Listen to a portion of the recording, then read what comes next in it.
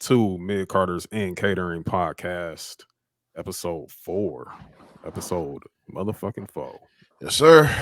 It is your guy, AJ, here with Aunt P. Yo. We back. Yes, we We are back back again. again. I mean, we gotta come in with our applause, man. We gotta get our flowers every time, man. Like we've been killing this shit. So Yeah, we're going crazy, man. We're going crazy. yeah, what a week, man. What a week. Mhm. First, like always, as I always had, how was your week? Well, first off, before I even get started, man, I want to send a rest in peace to my dog Quentin Bowman, aka man. Quentin B. It's a nigga. It's my dog. I met him through a message board in 2005 called illustrity.com. We've been brothers ever since, and I'm sad about it, but I know my man's in a better place right now. Got out of jail for the feds, actually. Nigga did some fed time. Got back home, did a year. Got back home for a year, was changing his life around, and he was called home. My man's lived his life. He got a beautiful son out here. And yeah, man, rest in peace, my nigga. For sure. Yeah, absolutely. My condolences go out to his family, Definitely. especially his child, his son. Mm-hmm. It's just life is strange. Life is strange. We don't know why certain things happen or why people are pulled from us at such a limited time. Yeah. Life is very finite, and definitely rest in peace to Quint. Yes, sir. We're here for your family and everything. Mm-hmm. Yes, sir. Yes, sir. And then other than that, man, it's been a pretty cool week, man. Shout out to my dog Matt Platt. He just dropped his first episode, the reboot of the Game Day Club. That is going on to a network that I'm working on right now. That we are also a part of. Man. I will not reveal the name yet. But we're putting everything together now. We have a total of 2 shows right now. It's going to be a total of 4 by the time everything gets ready to launch fully. But we get into it right now. Called the Game Day Club. Looking for that for all podcast services, things of that nature. Shout out to my nigga Matt Platt. Shout out to my dog Q. They doing some things right now, but coming soon, man. We're gonna make a big announcement. We formulate Voltron in this bitch. Yes, sir. Formulate Voltron for sure is definitely the best way to put it. I'm happy to be here. Happy to be a part of this. Yep. It's bigger than Mid Carter's and Catering, man. Like this is big. This is for the city first. You know what I'm saying? This is for us black content creators. This is for all. So we all we got. You know what I'm saying? So I'm gonna promise y'all this: there will be no red pill, no Manosphere podcast, none of that shit, man. No, none of that. We not gonna have none of that shit. We don't even move that way for real. No, so we do not. We don't. Shout out to Matt too, man. I tapped into the first episode. Really dope episode. I mean, as Detroit gets when it comes to how we talk to each other, especially about sports. I'm really excited to be working side by side with those guys, man. So shout out to them. Hold on. All right. Shit. I took my other mic out. Do I sound a lot better? Yeah, you good. I take the other mic out and shit. But yeah, my nigga Matt, man, came by the crib, we chopped it up and shit, and he said he's ready. He's like, man, let's do this shit. And then a couple days later, man, he's like, yeah, I'm about to drop episode 1. I'm like, damn, dog. I'm like, you moving, motherfucker. He was moving. Yeah, he was looking like sounding like me when I was like, oh, we doing a podcast? All right, fuck, let's do it. Start putting everything together. I'm on this Shia LaBeouf shit, nigga, like with the motherfucking Steven Seagal ponytail, nigga. Just do it. That's what I'm on right now, man. I mean, we just about to do this shit. We gotta do. That's what we gotta do, man. We hungry, bro. We hungry. I mean, we 4 episodes in, man. You see, like, that's crazy. It's been like 4 episodes. Actually, we might have had 5 had I, the live post show had I not had to go out of town. But it's all good. I mean, we definitely gonna be. We just gonna keep growing, man. We're gonna keep growing and keep bringing good people into the mix. So I'm very happy about it. Yeah, for definitely, sure. definitely. So yeah, we get into it, brother. Yeah. My week has been pretty good. Especially coming off of just a really fantastic weekend last week. Bit emotional week, but hey, you know what I'm saying? Everything is good. Everything's gonna be great. Yeah, yeah, it's everything is moving. Everything is staying consistent. Everything is like, life is good. Life is Definitely, good, bro. definitely, Life is good. So 100%. yeah, that's my week though. Like that's my week. But again, here we go again. Again, I have to always put out this disclaimer that we are reporting wrestling news at, it's a 24/7 365 thing. So we're not in real time. So whatever happens the day the podcast drop, I mean, we'll talk about it next We'll week. catch it next week or some shit, Yeah. man. So We'll talk we about about on you talk about on the Twitter page and the motherfucking yeah. the Facebook page too, so you can follow us there, Mid Carters and Catering. Mid Carter's and Catering, Mid Carter's DET on Twitter. You already know where to find us, man. But yeah, we do have Facebook now, page running now too. So follow us on there for the people, our listeners that tap into Facebook. We would greatly, greatly appreciate it. Yeah, and I'm making and I'm gonna make a couple pages for the network too, but Oh that's yeah, later for on. That's sure. later on down the road. That's But, yeah, and yeah. y'all will be first in the mix when that comes out. So Yes, sir. um I guess let's tap into this news, bro. I'm afraid I've got some bad news. All right, man. Oh my god, man. All right, so I don't even know where to fucking start, dog. It's just I mean, okay. All right, I do start over with some good news. Okay. Something that maybe, some yeah, some positive news. So yeah, as we know, from Extreme Rules, Bray Wyatt, he's back. yes, We love it. yes. Bray Wyatt is back, especially what happened on SmackDown. Like, wow. We will get to that when we talk about SmackDown. But another person connected to Bray Wyatt, his brother, Bo Dallas.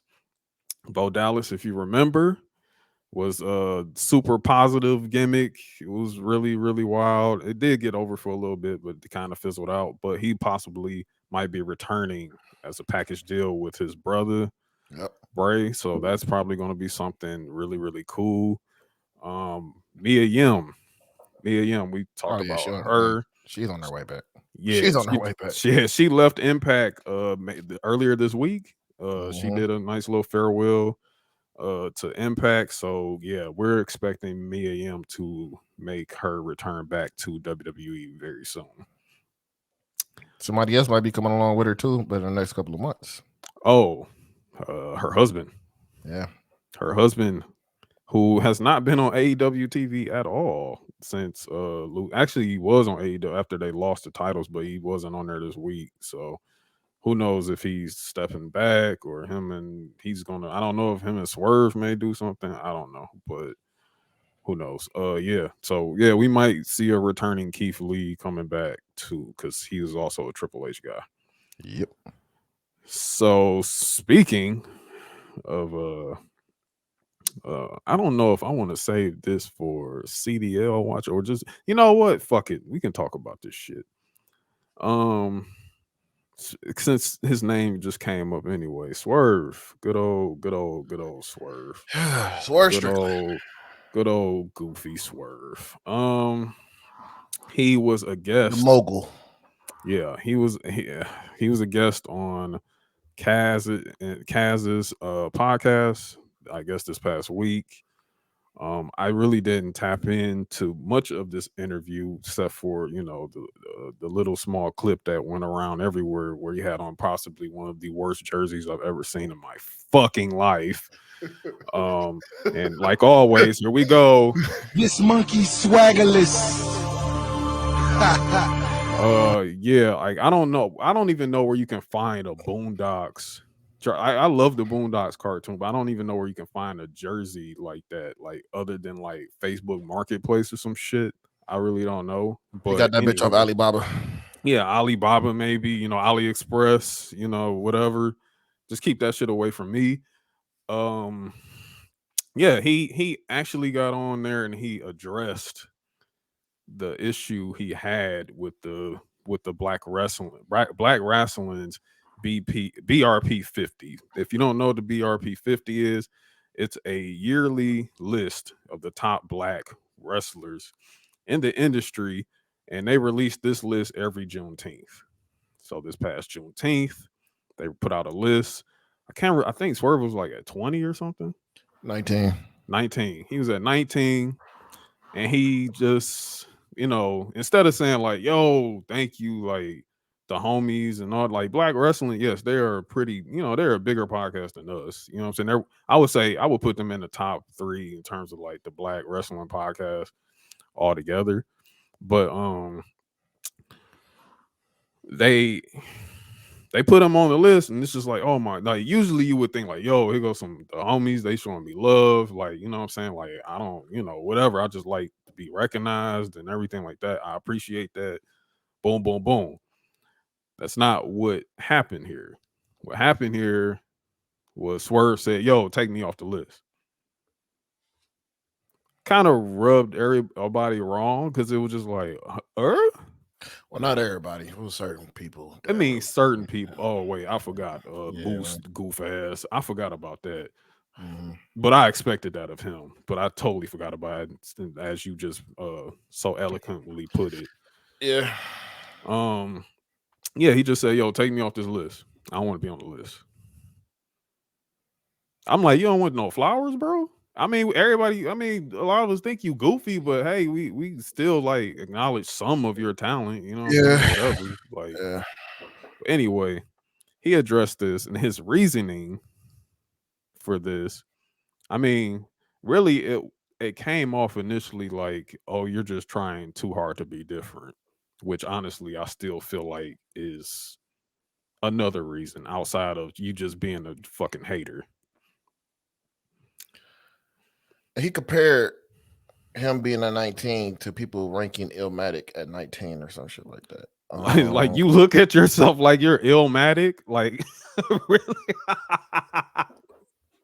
Like look, it's great to have confidence. It's wonderful. See, you are not him. See, look, my thing was he was trying to make a bunch of points, but he never looked at the list. Yeah, because he said something about Bianca and Bobby Lashley being something like, he was like number 2 or something. Yeah, Bobby was number 2 and Bianca was number 1, and he was like, he didn't even know their placements correct. Yeah, he didn't know their placements, and then he's like, I'm not gonna name nobody. I'm not gonna name names or something like that, but I should be higher than them. And he was talking about Carmelo Hayes, even Carmelo acknowledged that in the deleted tweet. Like, what's up, nigga? You know what I'm saying? It was just weird, and I appreciate Cass for kind of pressing them on that a little bit. Like, what you doing? Like, nah, bro. You know what I'm saying? Like, I don't know, man. But Cass was kind of being like trying to like sweeten the shit too. But Low wasn't having Low was kind of like, nah. Yeah, you know what I'm saying? Like, and I get that as an interview, you gotta be an interviewer, you kind of gotta like, rub it a little bit to try to keep the synchronization and keep the flow going and everything, not piss off the person you're interviewing, but still it's just kind of like it was. Yeah, I don't know, man. See, my thing with Swerve is like Swerve is a good talker. Mm-hmm. He's a good wrestler, Mm-hmm. It's just he just comes off entitled, like, very, hey, I deserve, you know what I'm saying? Like, I deserve this, I deserve that, and it's just, I get it. You know what I'm saying? You're a black wrestler, you trying to be bigger, be big. You know who you are, you trying to be bigger than bigger than that. Mm-hmm. But stepping on people's toes, just being snobby to people, talking about they clout chasing when you're the one that's clout chasing, clout chasing and shit. By having Waka Flocka and the Who Kid, bringing Fabulous out, Kevin Gates, all this shit, like, that's clout chasing to me. You know, you got it's and then performing that Rolling Loud and all. It's just come on, bro. That's definitely clout chasing, trying to perform at Rolling Loud, especially at a place where no one knows who the fuck you are. Yeah, so it's just I don't know, man. Swerve. I don't know, dog. I just didn't appreciate him going at the people for that list like that. No, I didn't either. I really didn't appreciate that. It was That was some bullshit. It was whack. It was whack. I'm gonna ask you a question. Are you putting Swerve even near Carmelo Hayes on that list? From what Black Wrestling said, no, Okay. because Carmelo had a bigger year. Yeah, for sure. And here's my answer. Fuck no, baby. I figured you were gonna say that. Yeah, I figured you were gonna say that. Yeah, you got me fucked up. Carmelo Hayes is absolutely way cooler than Swerve. Like, period. Like, I'm sorry. Like, no. That's like, come on, dog. I mean, when I say cooler, like I'm talking about in the ring and outside the ring. Yeah. You know what I'm saying? Like when come on, dog. Like, you really not like that, Swerve. Like, you not, bro. Like, you not. Like, you really not like people can look at me and be like, yo, like AJ, like this nigga, like he cool. Like this nigga got it's something to him. Like he a cool ass nigga. Like you cool, bro. The thing was, dog, when he did the hit when he did the hit roll when hit roll was actually making him look cool. better. It was cool, dog. Even though they can't dress, but they was making him look like okay, you look a little cool, but nah, you still not it, bro. Like you look dressed like an undercover cop. Like stop it. Yeah, you got aluminum foil on your teeth. Like I don't like. Come on, man. I don't know, man. Like I'm just hoping all of this shit that he's doing right now will pay off for him in the end. We'll see, but. Yeah, bro, that wasn't a good look, man. It just wasn't. To me, it wasn't a good look. Yeah, There's some people. It's a lot of people that agree with him on the shit, man. I'm not gonna say any names on that shit, but yeah, there's a lot of people that agree with him. I didn't see them, thank God, because I would have been putting you on the Summer Jam screen for sure. But you know what? It ain't even that deep for me. I don't really even care that much. It's wrestling. It's wrestling. At the end of the day, it's wrestling, and it is what it is. I guess we can move on. Let's talk about another interview. Oh, you want to get into that, right? Yes, Ariel Helwani. Ariel Helwani. My man told it like it is. He told it like it is, dog. And some of the AEW stands or tribalism of AEW, they was not feeling that shit. And my thing is about that, Ariel Helwani was 100% right in what he said. Listen, man, there was absolutely nothing wrong with what Ariel Helwani said in terms of his reaction and feedback to having an interview with Tony Khan. Honestly, I've not even watched this interview yet. I just seen the clip. Honestly, I forgot about it really, but I sat through it. I watched it. You did. I am gonna watch it though. I'm gonna watch it like after. Bro, like Tony did not want to answer anything, but he wanted to promote AEW, but did not want to answer anything. If you don't want to answer the media scrum, fine. You don't want to answer about CM Punk or anything, fine. But the fact he was asking how you're feeling and you didn't even want to answer that, it's like, dude, what the fuck are you here for?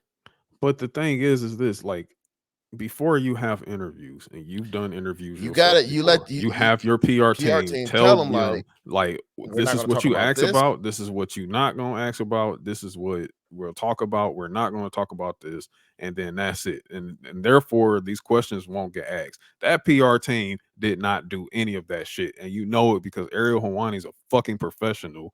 He's someone who outside of wrestling has been deep within MMA, so he's been here for a long time. Like, we don't have to sit over here and talk about that shit.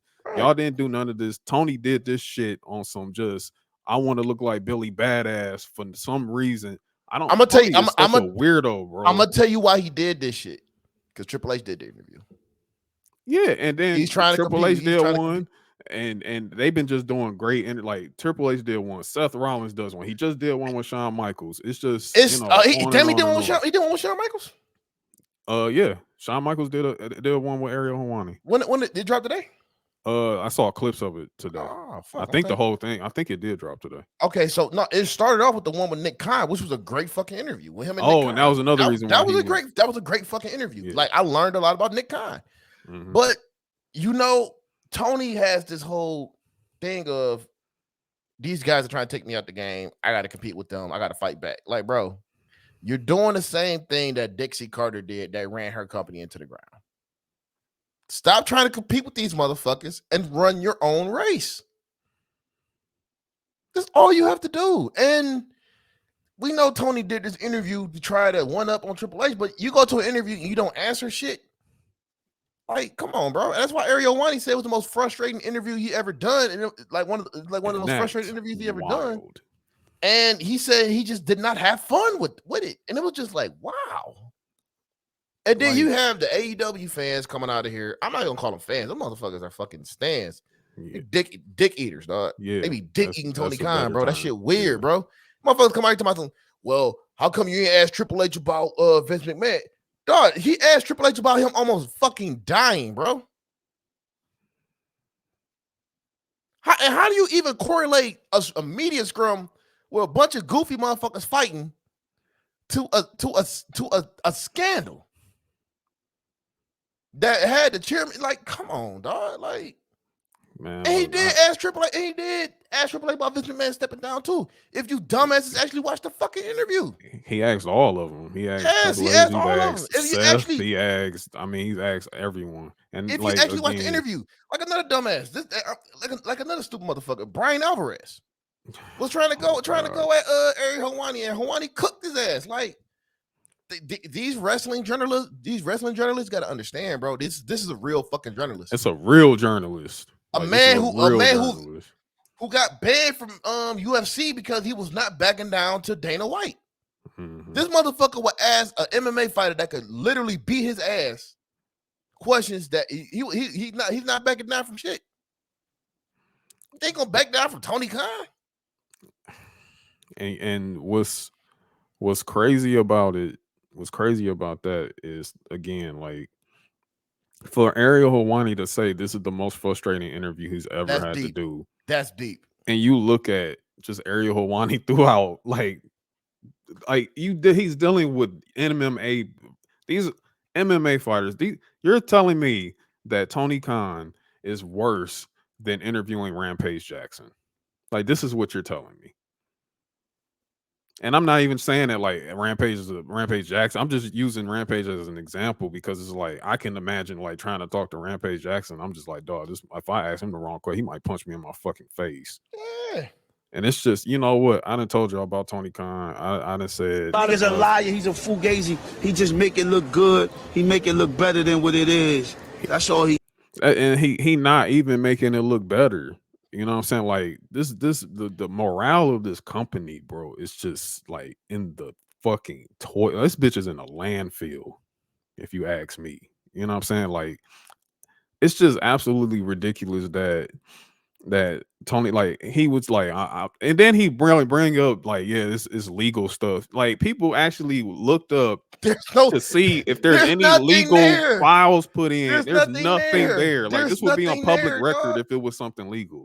It's not even there. So like, why are you so full of shit? And then he got these co-opted motherfuckers out here spinning this narrative and shit, man. It's just like, bro, and like, you cannot do this shit with a real fucking journalist. No, and Ariel Helwani is calling these motherfuckers out. Like, do your fucking job if you're a journalist, bro.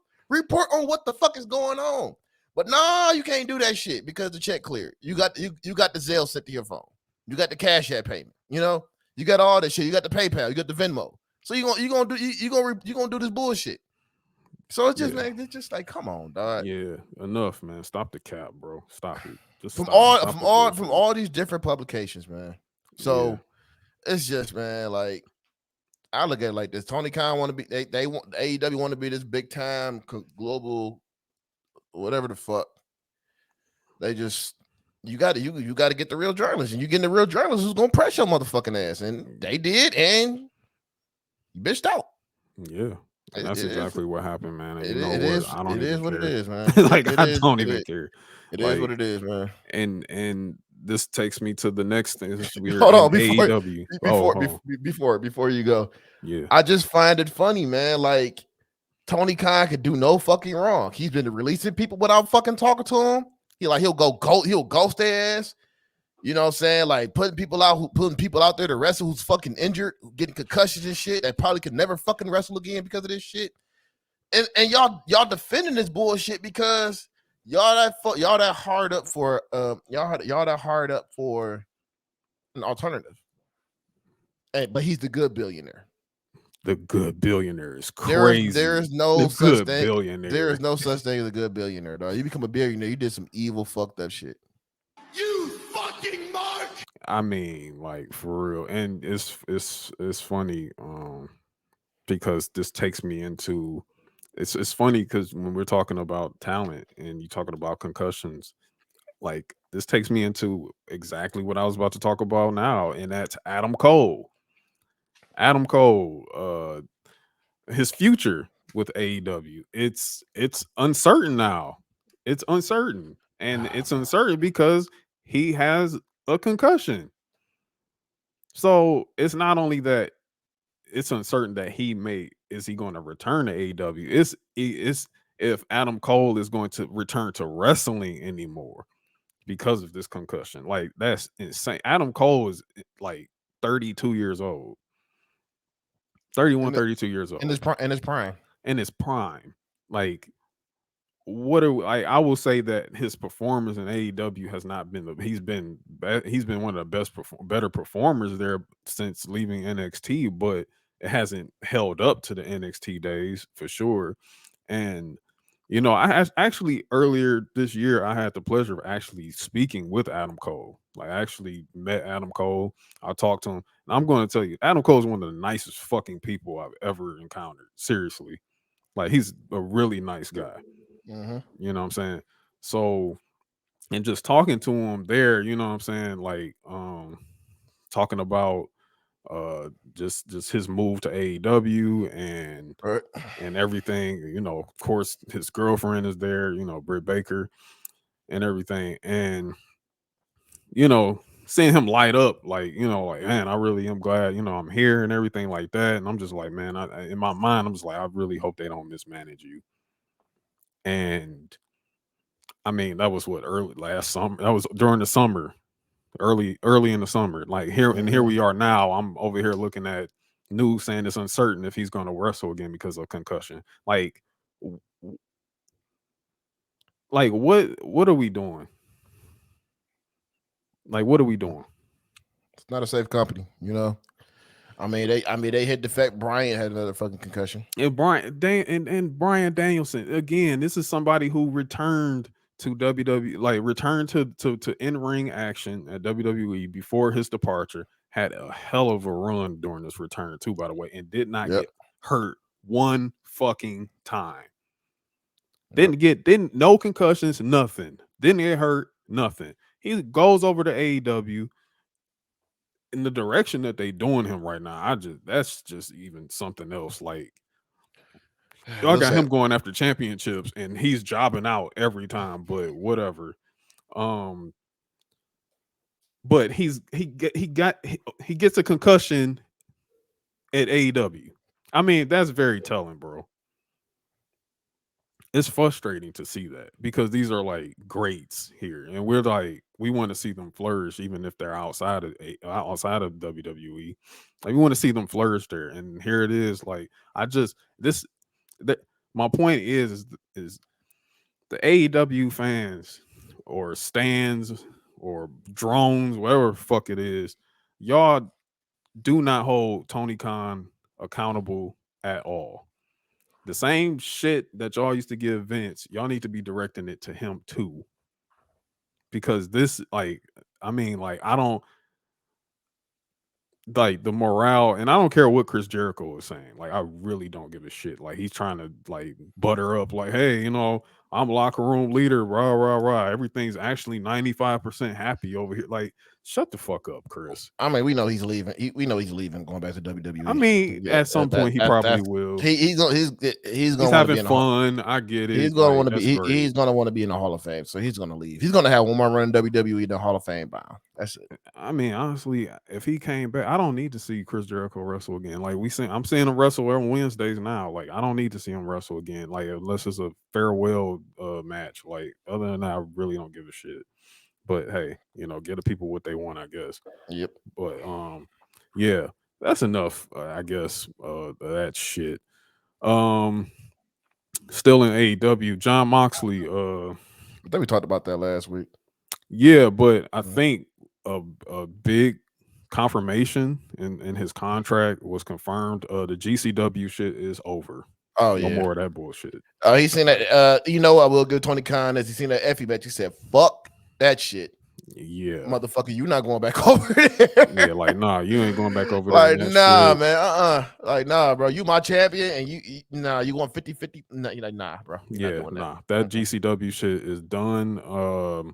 But he is still going to be wrestling New Japan pro wrestling matches. So, which I kind of knew that would kind of still be there because they have a working relationship. But you know what? There's some other wild ass shit going on as far as New Japan, brother. Oh yeah, we'll get to that. Yeah, we'll get to that while we talk about Raw. That's interesting. But Renee Paquette has signed to AEW. I like Renee. I think that's a good signing for him. But then again, it's just like, why? I mean, now you got that, the WWE backstage picture that people like to post all the time. Now they got the whole backstage picture now. No, they don't. There's one person missing, motherfucker. Punk ain't there no more, man. Well, I mean, I'm just saying, like, in terms of people that actually got over there, like, they took the whole damn picture. So now you got it. Now you got the whole collection, except for, Phil. I mean, we don't. Pepsi Man. Yeah, Pepsi Man, Soda Man. And then apparently there's a new signing at AEW too. That's happening right now, actually. The Kingdom has signed over. And all I gotta say is that's the perfect place for them to go to is AEW. Oh yeah. You could take Matt Taven over there. Hasn't really followed a lot of Matt Taven matches, but I heard he's good. Mike Bennett. I like Mike Bennett. I think Mike Bennett is really good. He's battled a lot of demons. So I'm glad to see him still. I'm glad to see him still going strong with this. And his wife Maria Kanellis, which is cool. Yeah. Keep him. Keep him. Cool. Keep him. They're already saying Maria is going to help out the division. So I'm like, we'll see. We'll see. We will definitely see. Yeah. Oh boy. Hey. Good job. Good signings. Good signings. It's just thank God. Yeah, Tony Khan. Yeah, Tony Khan is Mike Bennett. Like, thank you so much. It's definitely a lot of it's definitely a lot of big signs. It's definitely a lot of signings back and forth between both companies going on right now. So we'll see what happens, I guess. Yeah, we will see. I mean, good for them. Hope you get some TV time. Hope you're not on Dark and on Rampage. But yeah.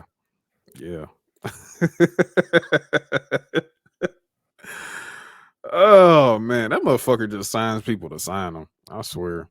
If they have a he just you someone WWE may talk to you. Oh no, sign them.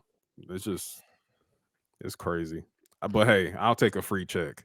I will. I mean, Tony can call me tomorrow. And that's exactly what Renee did. That's exactly what Renee did, because she told me like they're pretty much winging it right now with her, and I'm just like, wow. I'm like, okay, but Mox is like, hey, baby, come get this check real quick. Hey, I get to work with my wife. I'm politicking. I'm politicking over here. Who's a better politicker though? AJ Styles. Oh yeah, for sure. AJ Styles a politicking master, baby. Oh yeah. AJ don't play with that bag, bro. He don't play with that bag. He gonna spread the wealth around that motherfucker. He will get his people fed. All of y'all, everybody eats.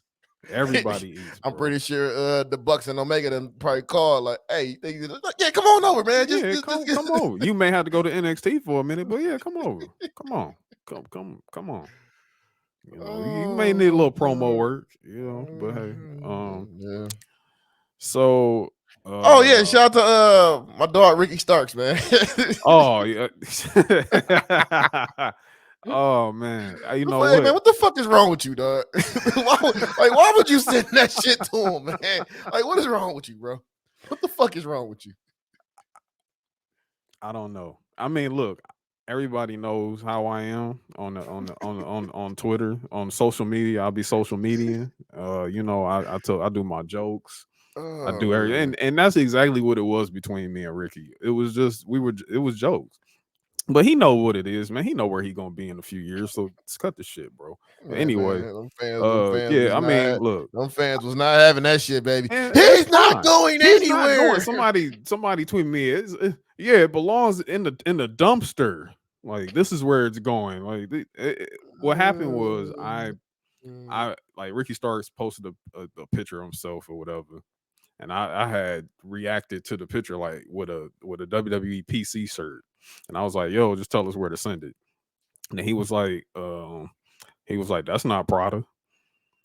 And so, you know, I just laughed. You know, it was a joke. Like that's what we doing. We joking. Then of course, here come the AEW with the fucking tiki torches coming out. Like you're trying to give him a PC shirt that, like at least give him a spot on main event. I'm like, main event, like like y'all don't like, huh?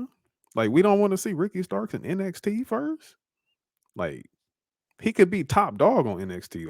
Like what do we? But whatever. Anyway, yeah, the shit was funny. Honestly, I muted that damn tweet. Like I really just don't give a fuck. A lot of people just liking it and shit like that, and I was just like, yo, this is time for me to plug. So hey, that's what I did on that. And if y'all gonna hate listen to this, you know what I'm saying? Turn up. Welcome. But it's all in good fun, man. Shout out Ricky Starks, man. Yeah, definitely. I fuck with you, bro. Definitely. So yeah, that was that Cody watch. So oh yeah, shout out to Cody. Yeah, shout out to that man, Cody Rhodes. Yo, man. as a matter of fact, shout out Cody Rhodes, man. I saw today that he sent a video via his sister to the wrestling club. And you know, they got shout out on the bump. They got shout out on the bump too, man. Yeah, they got shout out on the bump. I mean, what a fucking week they've had, bro. Like these kids, man, it's just been absolutely amazing to witness. Like, just shout out Wallflower Perry, their teacher who put this whole thing together. I think they have merch out now as well too. Like, I mean, the wrestling club is like really out there. Like, if it's up to me, when it comes down to the Hall of Fame giving a Warrior Award this year, it's got to go to Wallflower Perry for sure, man. Like what he's put together here is just amazing. These kids are going to WrestleMania. They're going to WrestleMania before I can go to WrestleMania. Like, that's fucking amazing. I think that's great.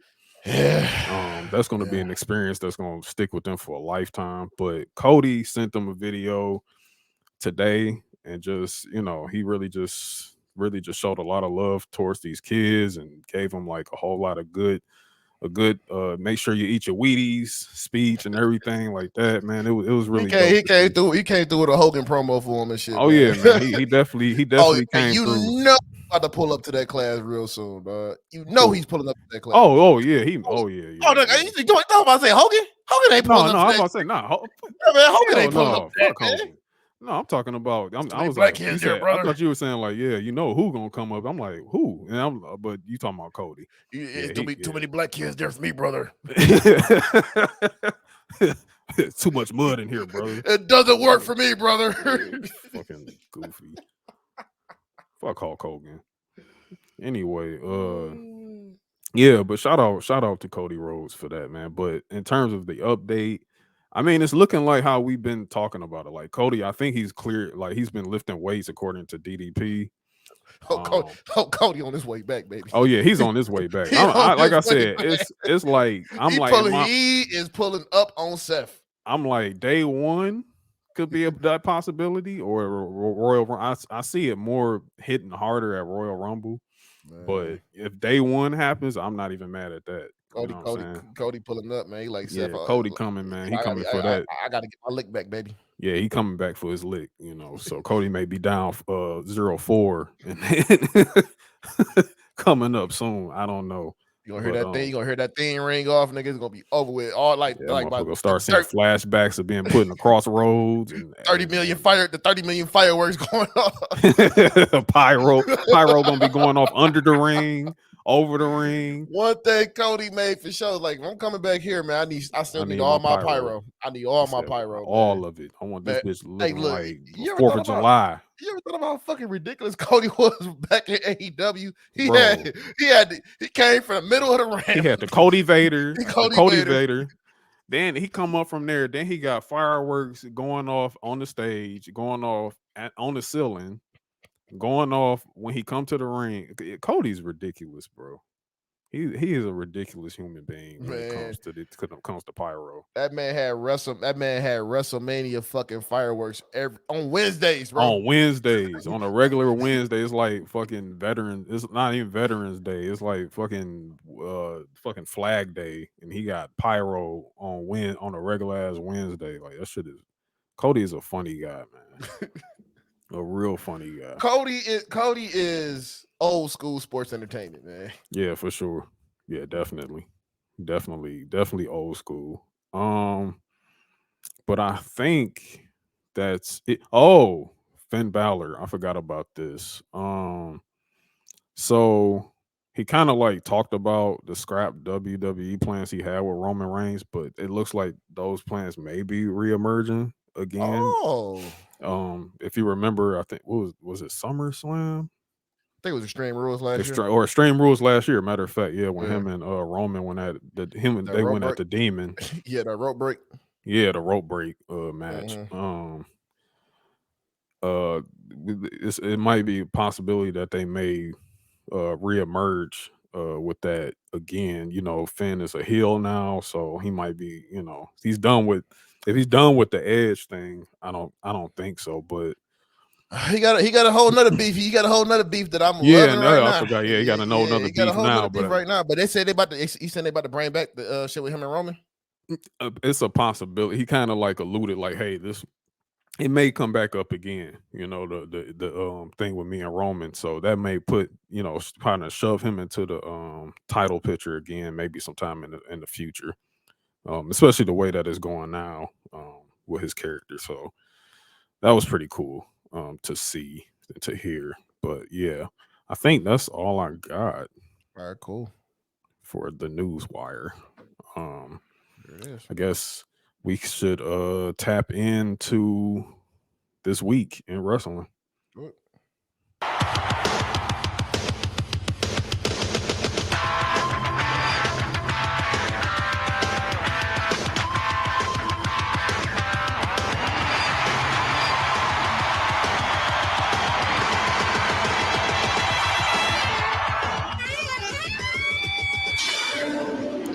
Good. They had Bleeding Gums Murphy on that fucking saxophone and shit. He said what? They had Bleeding Gums Murphy on that saxophone and shit. Right. That's funny. So first, I guess we tap into Extreme Rules, like everything that happened there real quick. Yeah. Some really, I mean, what a fun Extreme Rules. This was real fun. Started off hot with the Donnybrook match. They was pretty much having fun, just beating each other's asses. Yeah, they was beating dog shit out of each other. That's all that match was, man. Yo, that's all that match. And to be honest, man, it might be my favorite match that night. The Donnybrook, like that. It was just the whole dynamic of they literally beat dog shit out of each other. It was a bunch of basically, man. That was a match full of soccer hooligans. That's all that was. That match was crazy. Like I think probably my most favorite part was Sheamus doing the 10 beats on Gunther. Yeah, and then Ridge and Butch jumped up on the apron and started stomping the shit out of him while he was doing it. Hey man, they got tired of Gunther's bullshit, man. Like man, man, we gotta kill this nigga. Like you been beating our ass, man. Like nah, we got to get you the fuck up out of here. Yeah, that was probably my favorite part of the match. Hey man, Sheamus is fucking over, dog. Over like Rover, bro. That man Over is like over. Rover. Banger He's after having banger. he's having a renaissance right now, dog. Yeah, It's the ridiculous. reconnaissance of Sheamus, bro. That's Yeah, exactly man. what we're witnessing right now. I love it, dog. I love it. I do. Fucking I love it, absolutely love this for Sheamus. He's getting his flowers every single match. sir. Match that he goes out, he's popping crazy. The brutes are definitely over. People fucking with Ridge, people fucking with Butchie. I don't want to see this end. Like I want And you want to know what's crazy? yeah. Butch himself said, "I'm glad I'm the Butch character because guess what? Character development, motherfucker." Yeah, absolutely. And that's Character exactly development. what we got. That's exactly Yeah. what we got with Butchie. I mean, even still, like we still got some Pete Dunne there. You know what I'm saying? Like whatever, like his gear and everything like that. But he's Butch. He is fully Butch right now, and Ridge has gotten so much better, like performance wise. I mean, the Brawling Bruce is definitely a really fun faction, Yeah. I and fuck with it. yeah, and going against Imperium at that, who I also fuck with heavy, like just like even I I'm really starting to see these 3 and 4 man factions pop up in WWE. It's faction wars all through that bitch. yeah, it's hella factions right now, and even in the women, we got faction.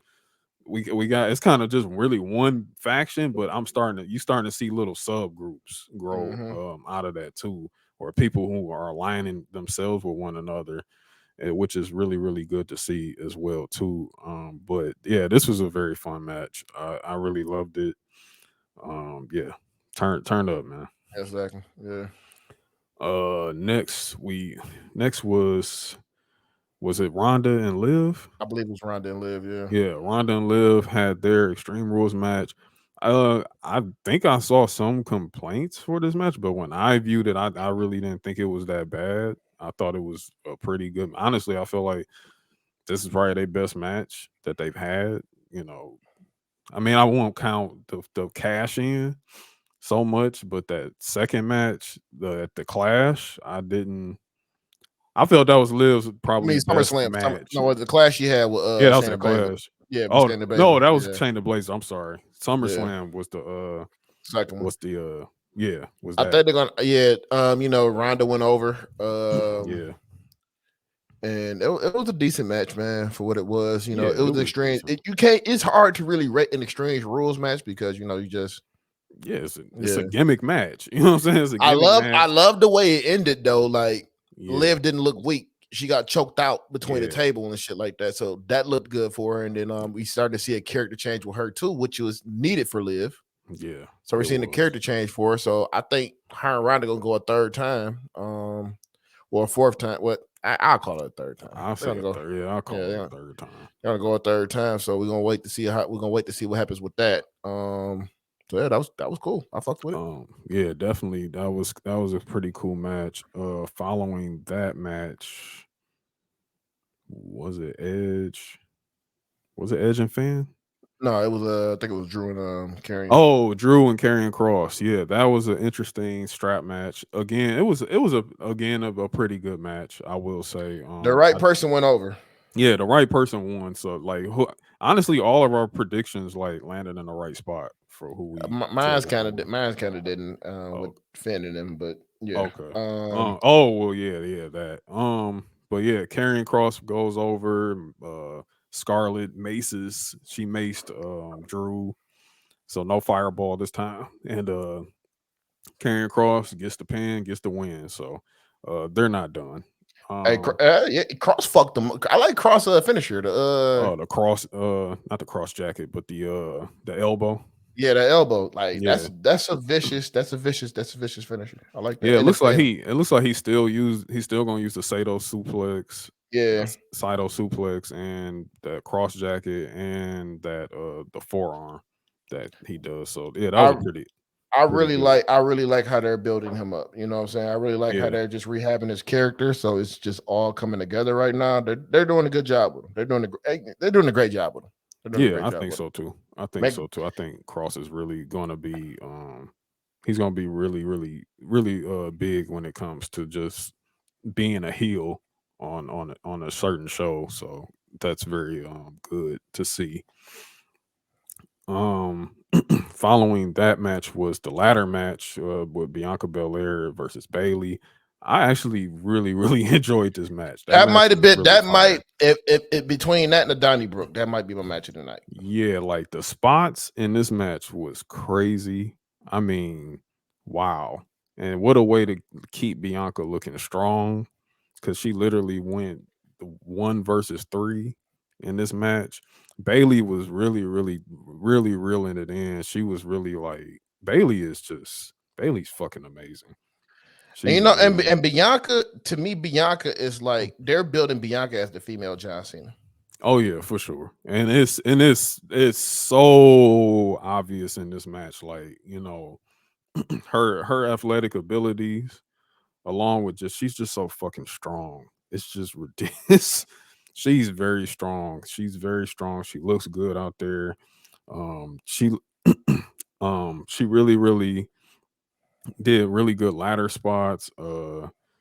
The fucking double Double KOD was KOD ridiculous. was Was fucking ridiculous. That is ridiculous. Like, strength, man. I That was is like, strength. yo, what? Like, she hits the double KOD on Dakota Kai and Io Sky, and they didn't even come back from that. Like, Oh, they they was was outside the oh, they was ring. Like, that done. shit was done. And And then then when she hit the KOD on Bailey while she had that ladder, while she had the piece of that ladder and was, Bailey fucked herself up on that ladder yeah, too. she got fried. So that was that, and again, Bianca retains. That was a great Mm-hmm. match. Fire match. Bravo. And then after that, we have good storytelling, really good storytelling with Edge and Finn. This match, Finn is like Finn is really that guy.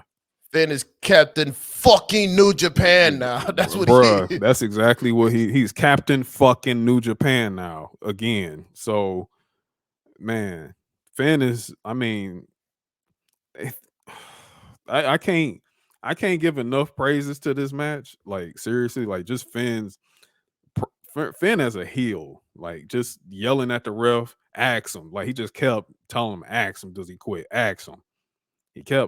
It's just, it was a lot of really good storytelling. We get some Rey Mysterio coming out. God damn. Dominic beat the shit out of his daddy. He stomped the shit out of him. Hey man, Ray is selling this. Ray is selling this shit right Yeah, now. somebody got to get Ray an Emmy, bro. Emmy award season for Rey Mysterio, man. Emmy award of season for Ray. We get a lot of good callbacks in this match too, with different spots that Edge was doing on Finn and Finn did to Edge. And then we get an appearance from Mrs. Edge herself, Beth Phoenix. People been waiting for that. People been waiting for that standoff. They've Yeah, been people waiting was for that definitely standoff. waiting for Beth and Rhea to go face to face with each other. And they did, and it was fun to see. And then we all just tried to really figure out how in the world could Finn get Edge to say I quit. Oh, they figured And it out. boy, did they figure figured it it out. They figured that shit out. A nice sweet concerto via Rhea Ripley to Beth. Well, at first she teased it. She was teasing. He was just like, okay, I quit. Then Rhea was like, should have quit sooner, motherfucker. And then bam. Bam, like nigga. Ah. So shout out, pour a little liquor out for Beth Phoenix. Yeah. Pour a little liquor out. Really good match. The heat in that building was turned up to the 10th degree after this. Cause I mean, good Lord. They made the audience feel that shit. Hey man, look, bro. I'm gonna say it like this. Dom is a fucking heat magnet, dog. Yeah. Dom is a heat magnet. We definitely found out on Monday how much of a heat magnet this motherfucker is. Yeah, Dom is a heat magnet. The Judgment Day is just hated, and I'm loving it. Like, I'm really loving this direction now. Then we get into the main event, the show closer. So we thought, the fight pit. The fight pit.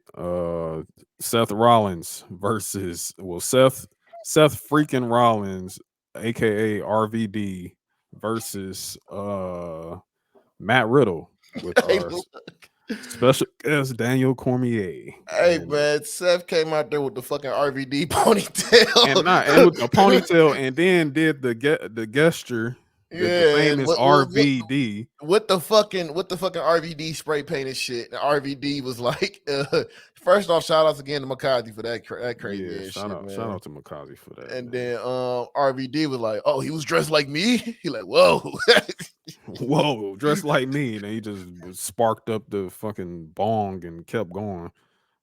Shout out to RVD, man. RVD a real one, dog. I fuck with RVD.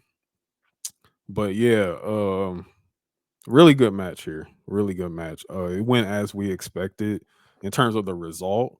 But when you say beat the dog shit out of one another in a match, I mean, this is what it was. The Fight Pit absolutely delivered. See, I have a theory for the next Fight Pit match. Okay. It's going to be Brock versus Riddle. So you want to see a shoot fight, is what you're saying? That's what that's gonna be. that's a shoot. That's a shoot. That's a shoot. And you know Matt wants that. Matt wants Brock. that badly, but I think Brock, but I believe that's gonna happen, dog. Yeah. Wow. Oh my God. Yeah, I got a feeling that's gonna happen. And we're gonna be a WrestleMania match. And we're gonna definitely have a feeling. And when we talk about Monday, you're gonna see why I'm saying all of this. So, but yeah, Fight Pit. I love the Fight Pit. Fight Pit was fun. Seth definitely did. Seth actually was able to wrestle a Seth type match in that fight, which was dope. Which was dope. Yeah, he did some good turnbuckle power bombs on top of the Fight Pit. Because that was my biggest thing I was worried about with that match, because I did, because Ciampa did it before with Thatcher. It was cool, but like I'm gonna say that was probably like the third best, probably like the lowest level one. The one with Seth and Riddle was number 2, but number 1 will always be Thatcher and Riddle, man. Yeah, they went ham. They went and I think it worked better too because it was the pandemic era type shit. He didn't have people in the crowd, and you just heard the punches and the kicks. You just heard the punches, the kicks, and then it was just like it wasn't like I mean, when it come to gimmicks, it was of course Matt Riddle was Matt Riddle, but Thatcher, it's just like no gimmick. It's just I just want to beat the shit out of somebody. And Thatcher is 2-0 in fight pits. We need him. Yeah. Hey H, pick up the phone, man. Pick up that phone. Call that satellite phone. Get him out of that cave in Oregon and tell him to come. Put Thatcher in Imperium too, by the way. Dog, Thatcher and Imperium is insane. That's fucking. Honestly, I feel like he probably should have. He was already a part of that before. Ring camp. Oh yeah. He was already part of it. Man, I'll bring him back in with Gunther, man. Yeah, like, whew, good lord. Yeah, oh my God. Yeah, that's crazy. But yeah, Fight Pit was really, really good. Daniel Cormier definitely was great in this. Like, he was keeping them in check. I really like what I saw. We're gonna see him in the ring. We're gonna see him in the ring really soon. We're gonna see him in the shape for that. Like, he can get in this. He can get in shape. He can get in shape. I wouldn't mind seeing him in the ring. I don't know who I'll put him against, but he's gonna be in the ring. He's gonna be in the ring. But yeah, so that was that, and then lights out. Whew. And here we are. Yep, here we are today. Bray Wyatt is back. Mm-hmm. I mean, what a reveal. I mean, wow. I mean, it's just like storytelling and just creativity, everything. Bray Wyatt is like his creative mind is just really, really it's really out of this world. Just being able to go through like the different I won't say I'll say the different personas of Bray Wyatt and that into what he is now, which is the White Rabbit. It's pretty cool. It's pretty cool to see. But welcome back to Bray Wyatt as he closed out Extreme Rules. Man, crowd, you couldn't even hear that man talk. Yeah, you couldn't even hear him talk. Like they had to put in like if you know anything about editing, they kind of had to put like a voice over into the clip, like, and like so they could be like, yeah, like what did he say? I'm here. Yeah, I think I said I'm Yeah, here. yeah, Yeah, yeah, I'm here. So you couldn't even hear it, yeah, dog. you couldn't even hear it. So they kind of had to edit it into the clip. So, but yeah, Bray Wyatt is back, and that takes us into Raw, Brooklyn season premiere. Mm-hmm. Uh, really, really good Raw. Opens up funny, funny segment as we're celebrating 25 years of D-Generation X. Shout out to them. I mean, this just lets me know, like, me and you are like we're so much older now, because like everybody looks old. like, Road Dog like fat to the motherfucker, Road Dog man. is chunky. Sean is old. Well, let's see. Well, it's two Sean's here, but X-Pac. Michaels. Yeah, Michaels. Sean is old. My dog Michael Hickenbottom. Yeah, my guy Sean Hickenbottom. He's old. X-Pac is now he's now Z-Pac. And then we get to see Hunter. Hey, We saw Hunter with the glasses on and Gorilla looking like Vince. Looking like Vince. Like, wait a minute, and everybody's like fucking with him on the job. Like, hey man, fuck off your job, man. Let's go let's go do some stupid shit. And Hunter's like, look, I'm a grown man now. Like, I can't, I'm a boss now. Like, I can't. This is my duties. Like, I have to like produce television. Triple H definitely is looking like Motorcycle Dad later on that day. Yeah, man. he's absolutely looking like responsible dad. And this was honestly looking like The Hangover 4 to me. You know what I'm saying? Like, this shit was just too funny and doing the same old DX shit. Cox and cussing. We got Shawn Michaels over here getting censored. Like, yeah, he turned off the pastor switch that night. So Shawn turned off the pastor switch. It's really funny to see them together. Hey dude. man, look, it's just good to see Shawn Michaels back like full time in this shit, man. Even though he's not wrestling no more, it's always been cool to see this motherfucker full time with this shit. Oh, man. yeah, it's hilarious, dude. Like, Sean is he's just so at peace now, and he's just like being like, he's really like dad Sean to a lot of talent. So a lot of his talent are performers on here now.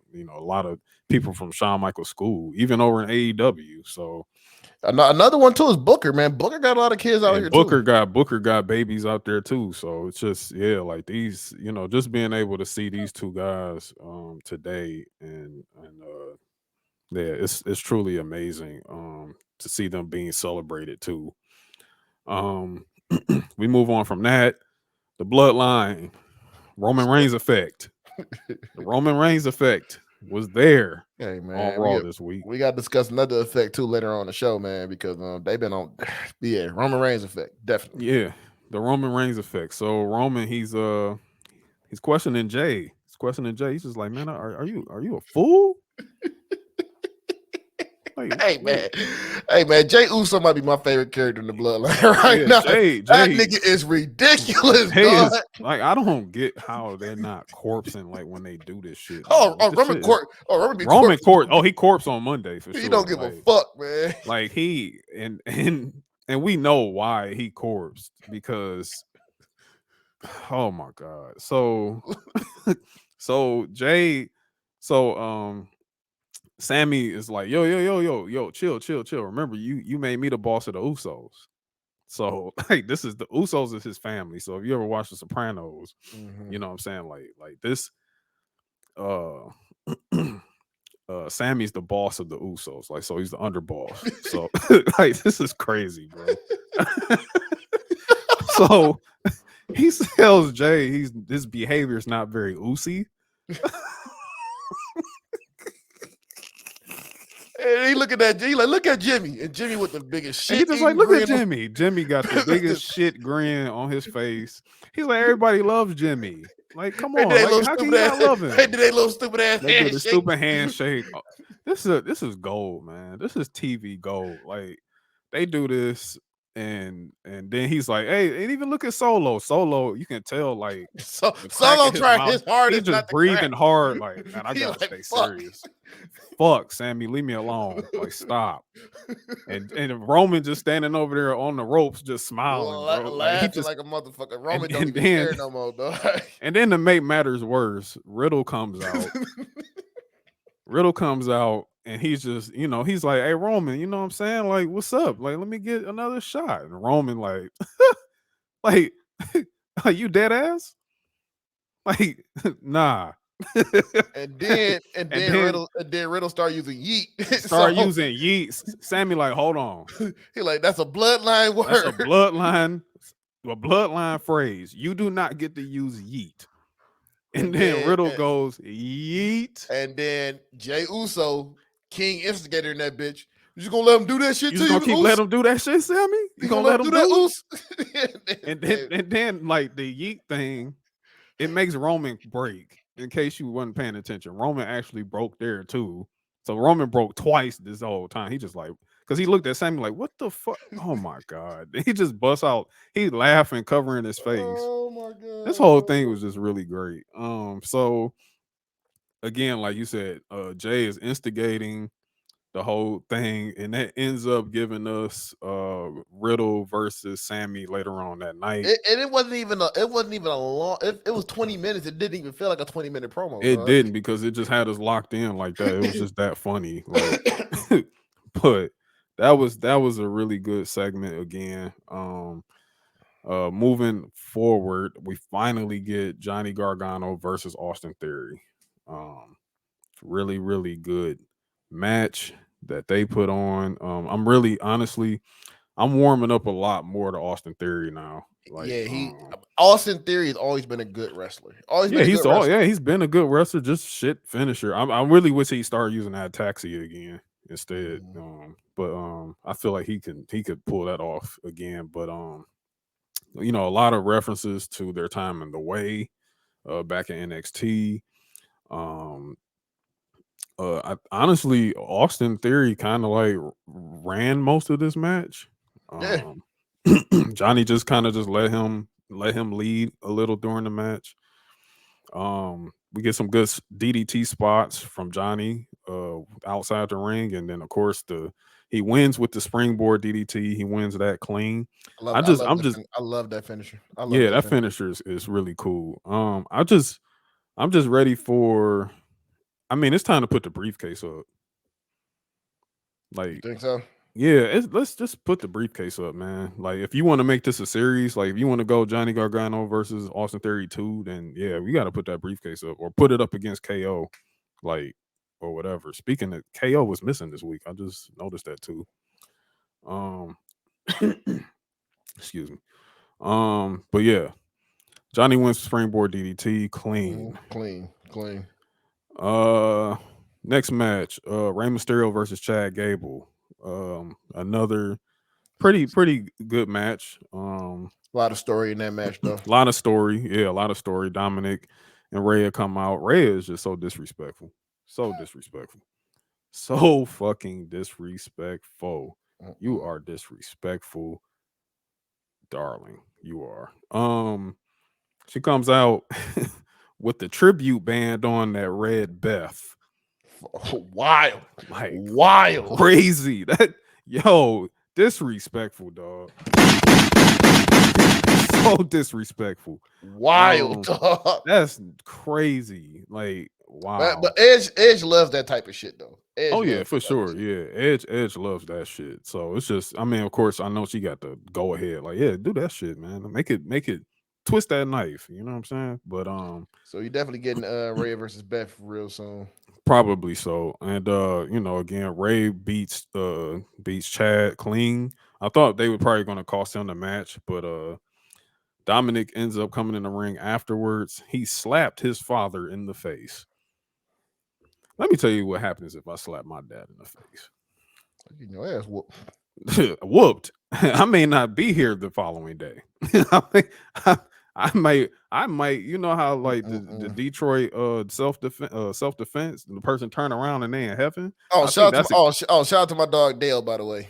my dog, man. That's my shout dog. out to Dale. Yeah, that's what's gonna happen if I slap my father in the face. I'm gonna turn around and then I'm just gonna wake up in heaven, like God will be like, hey, what are you doing here? You know, like, oh, wow, it's crazy. So yeah, he slaps him in the face, tries to provoke him, and the Judgment Day ends up jumping Rey. They jump Rey Mysterio right there in the ring, stomp shit out of him, And then whooped his ass. Dom hit a nasty ass 619. That was just Nasty 619 on his dad after he and some slapped him. fucking Louboutins, dog. Just like just disrespectful, man. Like, nigga, Thanksgiving man, is going to be real interesting. Hey man, Dom is really out there dressed like a Dominic Toretto villain, dog. Like I'm just I'm tired of it, bro. I'm tired of it, man. But I think he heard us. I think he heard us when we were saying he was dressed like a Red Lobster manager. So I think he throwing the boots like fuck. Yeah, I think he was like, yeah, okay, I got to go fast and furious on this shit now. Like, nah, ain't nobody gonna clown me like that. But turn up on that, man. Dominic is definitely doing a little bit better now. Then we get into a Judgment Day segment where we get New Japan Captain fucking New Japan Finn out there talking hella shit about my man streetwear Finn, dog. Also too legit to quit Finn, because he dropped that in there. He said, yeah, I didn't say I quit because I'm too legit to quit. I'm like, yo, Finn is different, bro. Like, this guy he on some bullshit right now. That man in streetwear got the whole crew wearing purple bandanas and shit. I can't remember who called him Stadium Goods Fan. I think it was Mills. He called him Stadium Goods Fan. He got better fists than Hit Row. That's that's for sure. Way better fist than Hit Row. But yeah, Stadium Goods Fan was in his bag. Then we get AJ comes out. AJ Styles comes out, man. I mean, this was kind of really, really cool delivery here. Yeah, AJ, man. AJ is just that man has improved so much on the mic. Improved on the mic. He's just a professional. He's just all he's making us feel the brotherhood that's shared amongst all of them through their connections and like the Bullet Club and everything. Even though AJ became the leader on Finn's last night in New Japan, still it's just those connections there it's really there. And AJ was teasing like almost in a way how Finn joined the Judgment Day. Like AJ got down on one knee. He was like, you're right. I need people. And Finn is like, yeah, come on, man. You got Damian Priest over there clapping his hands and shit. Damian Priest clapping and jumping. Goofy looking motherfucker like, nigga over there laughing like Sagat, like, right, looking like Sagat. Over there, then they hug, and then AJ like, yo, but I wasn't talking about you. And then music hits. Finn's face look like, what the fuck? Finn's old homies, old Bullet Club homies, the OC. Big Luke Gallows and Big fucking Luke Gallows and the machine gun, Carl Anderson. Man, Carl had them nasty ass nines on, dog. Them nasty ass red nines. And I guess he wanted to match his shirt. New merch alert. New merch.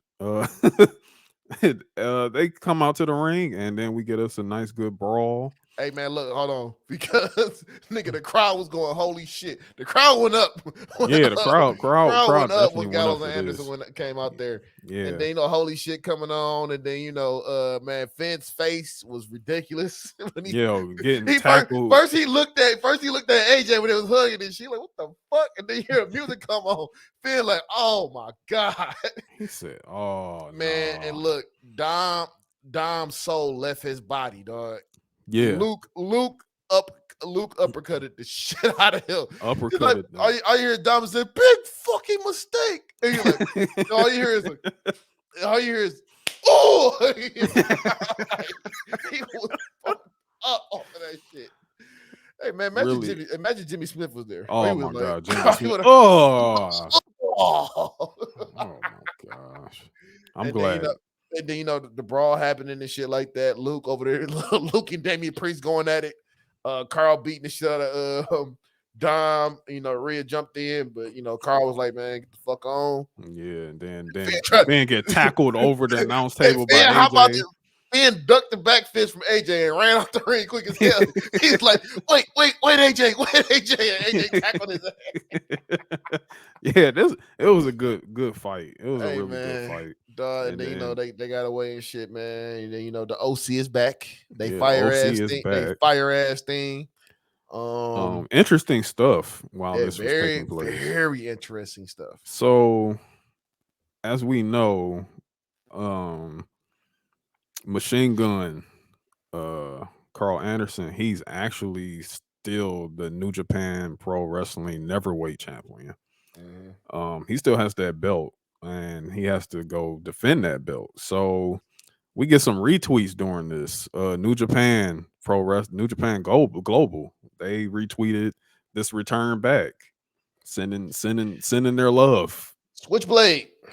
Then we get Switchblade, Jay White, the catalyst. The catalyst of the Bullet Club. Yes, he said some shit. Shouted out WWE. He's shouting out WWE, shouting out the OC, talking about this is Bullet Club. This is Bullet Club Global. We are taking over every single promotion. This is what we do. The underboss. King Switch himself. Also the underboss, Bad Luck Fale. And Bad Luck. Bad Luck Fale. One of the founding members. Original Bullet Club. The original Bullet Club. Along with Finn, aka Prince David. And it's crazy because a lot of these publications are like, "Oh, there's nothing gonna happen with this." They're just, I'm like, "Hey, man, look, bro. Okay, look, bro. Here's something different. Here's something different about this shit. They're actually H is actually letting this man go wrestle at Wrestle Kingdom 2. Wrestle Kingdom in January. I think January 4th, if I'm not mistaken. Carl Anderson is going to defend the title, the Neverweight title, at Wrestle Kingdom 17. Well, actually, no, he defended it in November. I think the same he's defended it in November, and he's going to do Wrestle Kingdom. Wrestle Kingdom, yep. Wow, so we got some cross promotion shit going on. Yeah, and what's crazy is I think this man's going to show up with that title on Raw. If he does, that's going to be really interesting. I'm gonna say this much, man. The Forbidden Door. I think the Forbidden Door is opening in other places, not just AEW. It just may. I mean, we kind of already had it. Was that the last Royal Rumble, the Women's Royal Rumble, where we had the Forbidden Door open? Mickey James. Then Mickey James came out, Knockouts champion, Impact Knockouts champion. Like, and that started the belt on. And that started under Vince, motherfucker. Yeah. And that was under Vince. So if that happened under Vince, imagine what may happen under H. So that was very interesting. Very cool to see that too. Seeing cross promotion like that happening. I love it. I love it, man. Yeah, so I definitely fuck with that, especially with Jay White, because like I said, in my mind, I feel like Jay White one day is going to be in WWE. Yeah, I believe so too. The only thing I want to see, man, it's probably not gonna happen. But I need to see Okada. I need to see Okada show up. Bro, if I hear that fucking change drop, I may not show up to podcast that week. Because it was one thing when I heard that before Forbidden Door. When I heard that fucking change drop, I was like, "Oh my god!" When that dropped on AEW and he just walked out. It dropped on AEW. Like I'm telling you, like if they say they have John Cena there, right? If you like John Cena comes to wrestle for something, and you don't know who whatever, and if that change drop, I don't think I'm gonna make it. Look, I need that change drop though. I need that change to drop on Roman Reigns, dog. on Roman Reigns, on John Cena, bro. No, John Cena. It has to be Tanahashi with John Cena. It has to be. You say Tanahashi, but I feel. See, that's the thing about Okada. Like, I feel like Okada is John Cena of New Japan, man, but also Tanahashi. I can see that too. It got to be Tanahashi. I can see Tanahashi too. You know what I'm saying? Like, I see that in a way as well. Man, but just give me Roman and Okada. Sure, give me Seth and Okada. That'll be a fight. Okada, Roman Okada.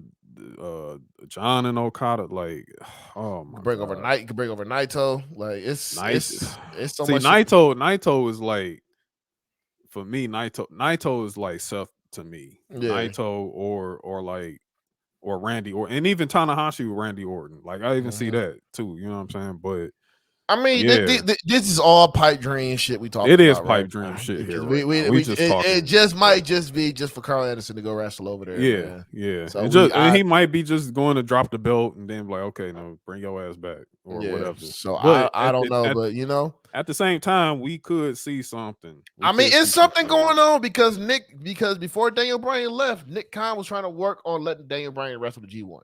So wow. Yeah, so I don't know what's going on, bro. But it's just and really, then somebody from WWE show up to wrestle on the G1 next year. Oh, it's just really fucking interesting right now. This is happening, and then Tony Khan announces a partnership with Noah, which doesn't make any fucking sense whatsoever. But we're gonna find out. So I don't know. And you know, Inoki is in the WWE Hall of Fame, and you know, God rest his soul. They might be trying to build something there. So I don't know. We're just gonna see. But this segment was crazy. Go ahead. And not to cut you off, but I mean it was a funeral. You know, it was Inoki's funeral, but you saw who took a picture together. No, I didn't see that. Who? Nakamura. It was Nakamura. I think not. What was the group? Nakamura was in Chaos. Yeah, he was in Chaos. Yep. But it was a group. It was him. It was Nakamura. I have to go back to that, but I have to look on Instagram for that. I can't remember, but yeah, they took a picture together. I'll post it on the Twitter. Okay. But I saw it earlier today. But yeah, this opens up a lot of different good possibilities, man. Definitely does. Like we could, who knows what may come of this situation down the line. But I'm sure you could give me Cody and Okada too. That'd be imagine a drama in that match. That would be an hour-long match. That'd be an hour long. They'll be going for an hour. Because they did do something like Cody did wrestle Okada in when he was in New Japan, wasn't he? Yeah, he did. Yeah, he did. Damn, Cody had some bangers when he was in New Japan. Like when he was with Bullet Club, that shit was oof. Yeah, man. Damn. Just before we leave this shit too, I need to see Kenny Omega. I need to see Kenny versus AJ because there's still a lot of unfinished business there. Yeah. There's still a lot of unfinished business there, so I need to see that. If Kenny can put his body together for that, I mean, shit, he got an extended period of rest, so I'm sure he's getting himself together now. If he can get his body together, go against AJ, I'm with it. But I do, and I guess, I mean, I can bring that up now that I think they're starting. Actually, I think the Elite might be close to coming back to AEW soon because I think they had merch. They might be having some new merch coming soon. So that's cool. Yeah. But back to Raw. Bayley, Candice LeRae. Before this match, Bayley is just looking like hella frustrated, just hella despondent because of her loss at Extreme Rules versus Bianca.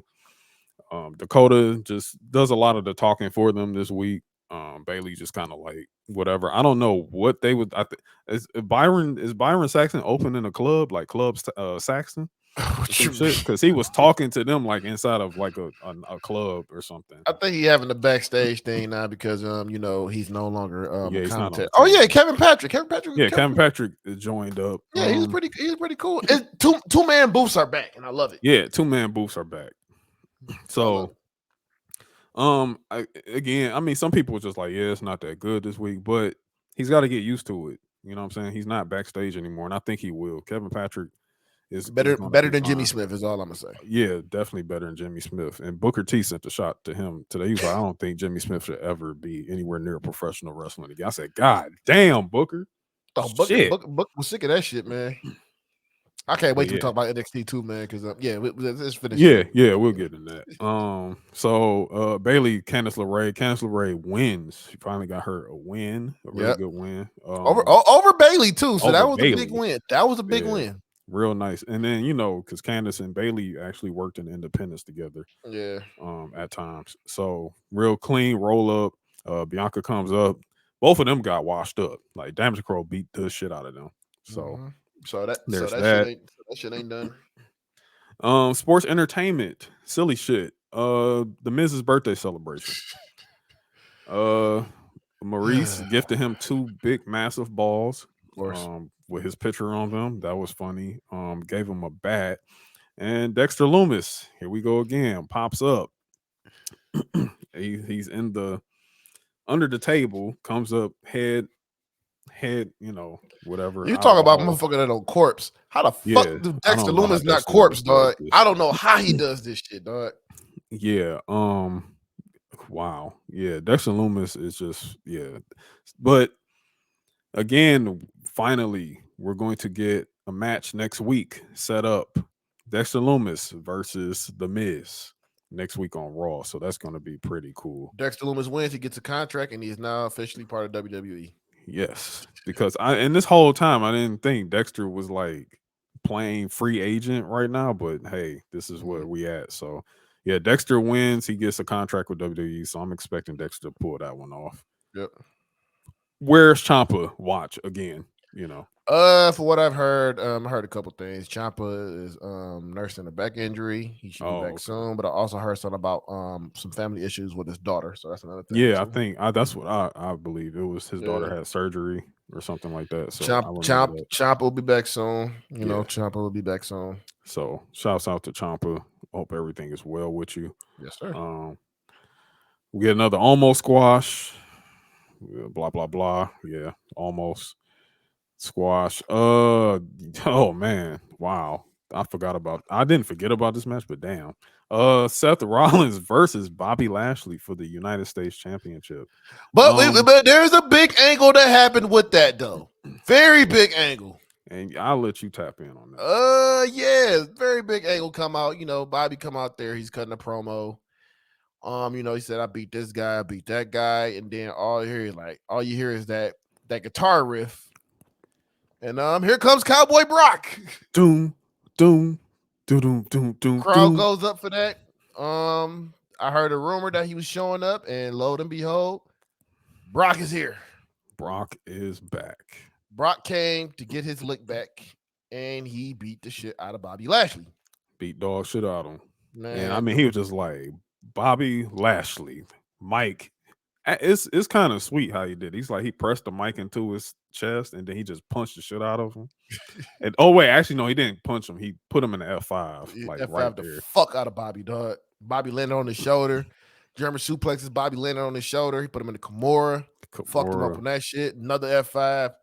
Brock beat the shit out of him and walked away. Put his hat back on. Taking pictures with the fans. Shaking fans' hands and shit. So Brock just beat his ass and then became Cowboy Brock again. So it was like that. Just because like that. So some people like, oh, Brock is going to be a heel. I'm just like, bro, Brock just does this shit. I don't think there is no heel who faced with Brock. I mean, Brock came back face against Roman and beat the shit out of John Cena after the match. So I mean, this is what Brock does. I'm just like, I don't think he's a heel or whatever. Like he's just Brock Lesnar. Brock just beat people to fuck up, man. That's all he cares about. He whoops beat ass. People up. He's Scott Steiner. He just beat people up. So. And that's just what he does. And then we get the ultimate opportunist. See, this is why Seth Rollins is one of the greatest ever. Like, this is why he's one of my GOATs. Okay? Because never change, Seth. Never fucking change. Seth comes out, he's nursing these bad ribs from the fight pit. And he's like, everybody's out there nursing Bobby. They're like, look, Bobby, you're not fit, man. Like Brock fucked you up. Like you're not good to go, man. We gotta take you to the back. Seth is like, oh no. You get in this ring right now. I want my match. You get in this ring now, right now. And he even gets to the point to where he grabs the mic. He called him un-American, dog. He called him un-American. He said, you are not a real soldier. You didn't fight for nothing. You don't deserve to be the United States champion. And that just set Bobby off. That right there, Bobby was like, nah, let me put my shoulder back in this socket because nah. I got to fight. So gets into the ring. Amazing. Like Seth is just so fucking good, man. Like, But here's the crazy part about this shit too. Yeah. Bobby looked strong. He still looked strong strong in this because he went for the spear and instantly Seth did the pedigree spot and went for the pin. Like, this is the ultimate opportunist. This is what Seth Rollins does. It had to take Seth 2 stomps to beat a beaten down Bobby Lashley. And that's what I'm saying. Let's see, after he got his ass whooped by Brock Lesnar, Bobby Lashley is still looking strong as shit. Like, he got his ass whooped by Brock Lesnar. He had to take 3 finishers by Seth Rollins, and 1, 2, 3. Seth is your new United States champion. His first championship in 3 years. 3 years. So yeah, shouts out to Seth Rollins for becoming a 2-time Grand Slam champion, man. We are fucking with that. Shouts out to Seth. Future 2-time Hall of Famer. Yeah. Future 2-time Hall of Famer. So this is really good story development here. I think this is something for Crown Jewel that's being set up. Because Bobby was in the back. He like, I'm gonna beat Brock's ass when I see him. He said, I'm gonna beat his ass. He said, he not a beast, he's a bitch. I was like, damn, Bobby. And this is what Bobby wanted this whole time, dog. He's like, look, I just want to fight Brock one-on-one, and he's finally getting it. Yeah, he's finally getting what he's wanted. And if I'm not mistaken, I mean, I shouldn't be mistaken, but then Bobby's beating Brock clean. Like he beat Brock clean like last year or 2 years ago. I think it was in that 4-way. No. I think when it was like he never beat Brock clean. Brock beat him. But like when they had the title, Brock pinned Big E for the title, and then it was like another time, Brock beat up Lashley again. So he didn't. So yeah, I think this is that opportunity now. I think now is that time. So yeah, it looks like Crown Jewel. We're gonna be getting Bobby Lashley versus Brock Lesnar. Yep. So that's gonna be a really, really good match. Coming up, I think Brock is going to be on Raw again next week. So this is why I'm also saying, this is why I said earlier that we're going to probably see Brock versus Riddle in a fight pit, because I think they're going to start giving Brock feuds because he signed a contract for a while. So they're like, fuck it, we're just going to give you these feuds, and and keep him away from Roman. You know what I'm saying? Like that shit dead. That shit's done. That shit ended at WrestleMania? Yeah, that shit dead. After SummerSlam. Yeah, SummerSlam. That shit dead. That shit dead. Done. Like they let it in. So yeah, that was that, and I hope so. I'm hoping that when it comes to Brock, like this is where we at. In terms of his trajectory going forward. Right. Main event: Matt Riddle versus Sami Zayn. This was a very fun match. Very, very fun match. Jey Uso, MVP. Jey Uso arguing with Sami again, but he pulling back. He like, no. Like Roman told Jey, like, yo, make sure Sami wins this match. Make sure Sami wins this match. No, before that, Roman was leaving for the night. He's like, yo, we about to hit up New York City, man. We about to hit Manhattan. Do our thing. We about to go hit Manhattan. You know what I'm saying? And Jay like, okay, cool. But he said, no. Hold on. Whoa. No, you're not going. You're not going. You sticking with Sami. And then he said, I'm taking Solo. Yeah, he's like, all right, Solo, come on. He's like, nah, man, Solo rolling with me. Solo rolling with me. Like, I'm about to go to Studio 54 to hear Paul Heyman's stories about Studio 54. Right. I was there with Ric Flair, and I seen a big mountain of coke right there. and he put his face in it, and he said, "Look, I am a powdered donut." I really don't remember much after that. And then we had a conversation about Cornette. It was just ridiculous, man. Then Cornette comes in there and he has on a jock strap, and he has that stupid tennis racket. Yeah, so I can imagine. So the match. Yeah, so I can imagine how this night probably went. So.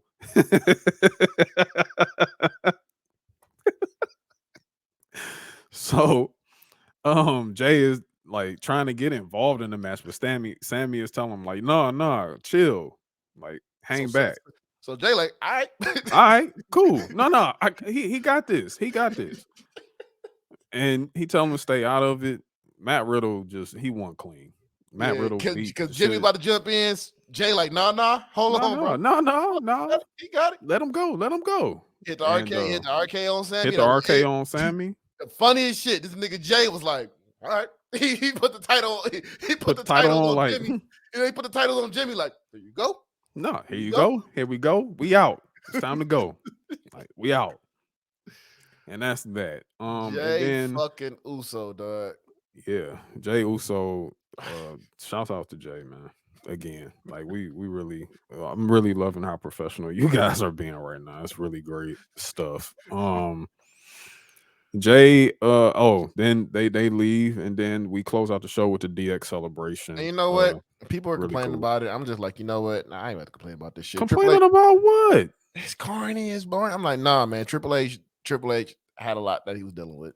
And, Triple H almost died. He almost died. It's good to see Triple H come out here, man, with his best friends and do this shit. Like, man. And then it was like, and it was even cool just talking about like even Billy Gunn came up in in the commentary. Like, yeah, he said Billy over there playing with office supplies, nigga. Playing with office supplies these days. Like, I don't know what happened to him. Like that was cool. Like that was a nice shout out to Billy Gunn, man, because I mean he's over like Rover over in AEW right now. So yeah. Like, come on, man. Yeah, it was that was a cool show. It was cool to go out with DX and then just them just being honest, like, look, man, we're old as hell. Like Shawn Michaels is like, look, if we make it to another 25 years, please just put us out of our misery. Like, just put us out. Take us in the back like old Yeller. It's over. But shout out to them. Shout out to DX for 25 years. Yep. NXT next. Oh yeah, before we go. They shouted out China. That was dope. Oh, they shout out China. Yeah. X-Pac made sure to do that. And that was real. I appreciate, definitely appreciated that they shout out China and shouting out her presence in the WWE history wise and everything. Just it's always works. Like she's a founding member of DX. So yeah. Like, so, her and Rick Rude both, so yep. That's really, really cool. Really was cool to see. All right, so now the NXT, which is now Must See TV because we have a new person at commentary. My nigga Booker T. Booker T is now NXT with Vic Joseph. Motherfucker was wilding. He was Booker T is back. He is back. He was wilding, dog. He had all his catchphrases when because the first match was Brian Breaker versus Big Body Javi, which was a squash. But JD McDonough was on there. My nigga Blockhead, he was on there. Lego Man, Bionicle. That's what he is. Bionicle. But yeah, Booker T was in this catchphrase. He's like, man, the Steiner brothers, they don't want no bread, they don't want no water, they just want meat.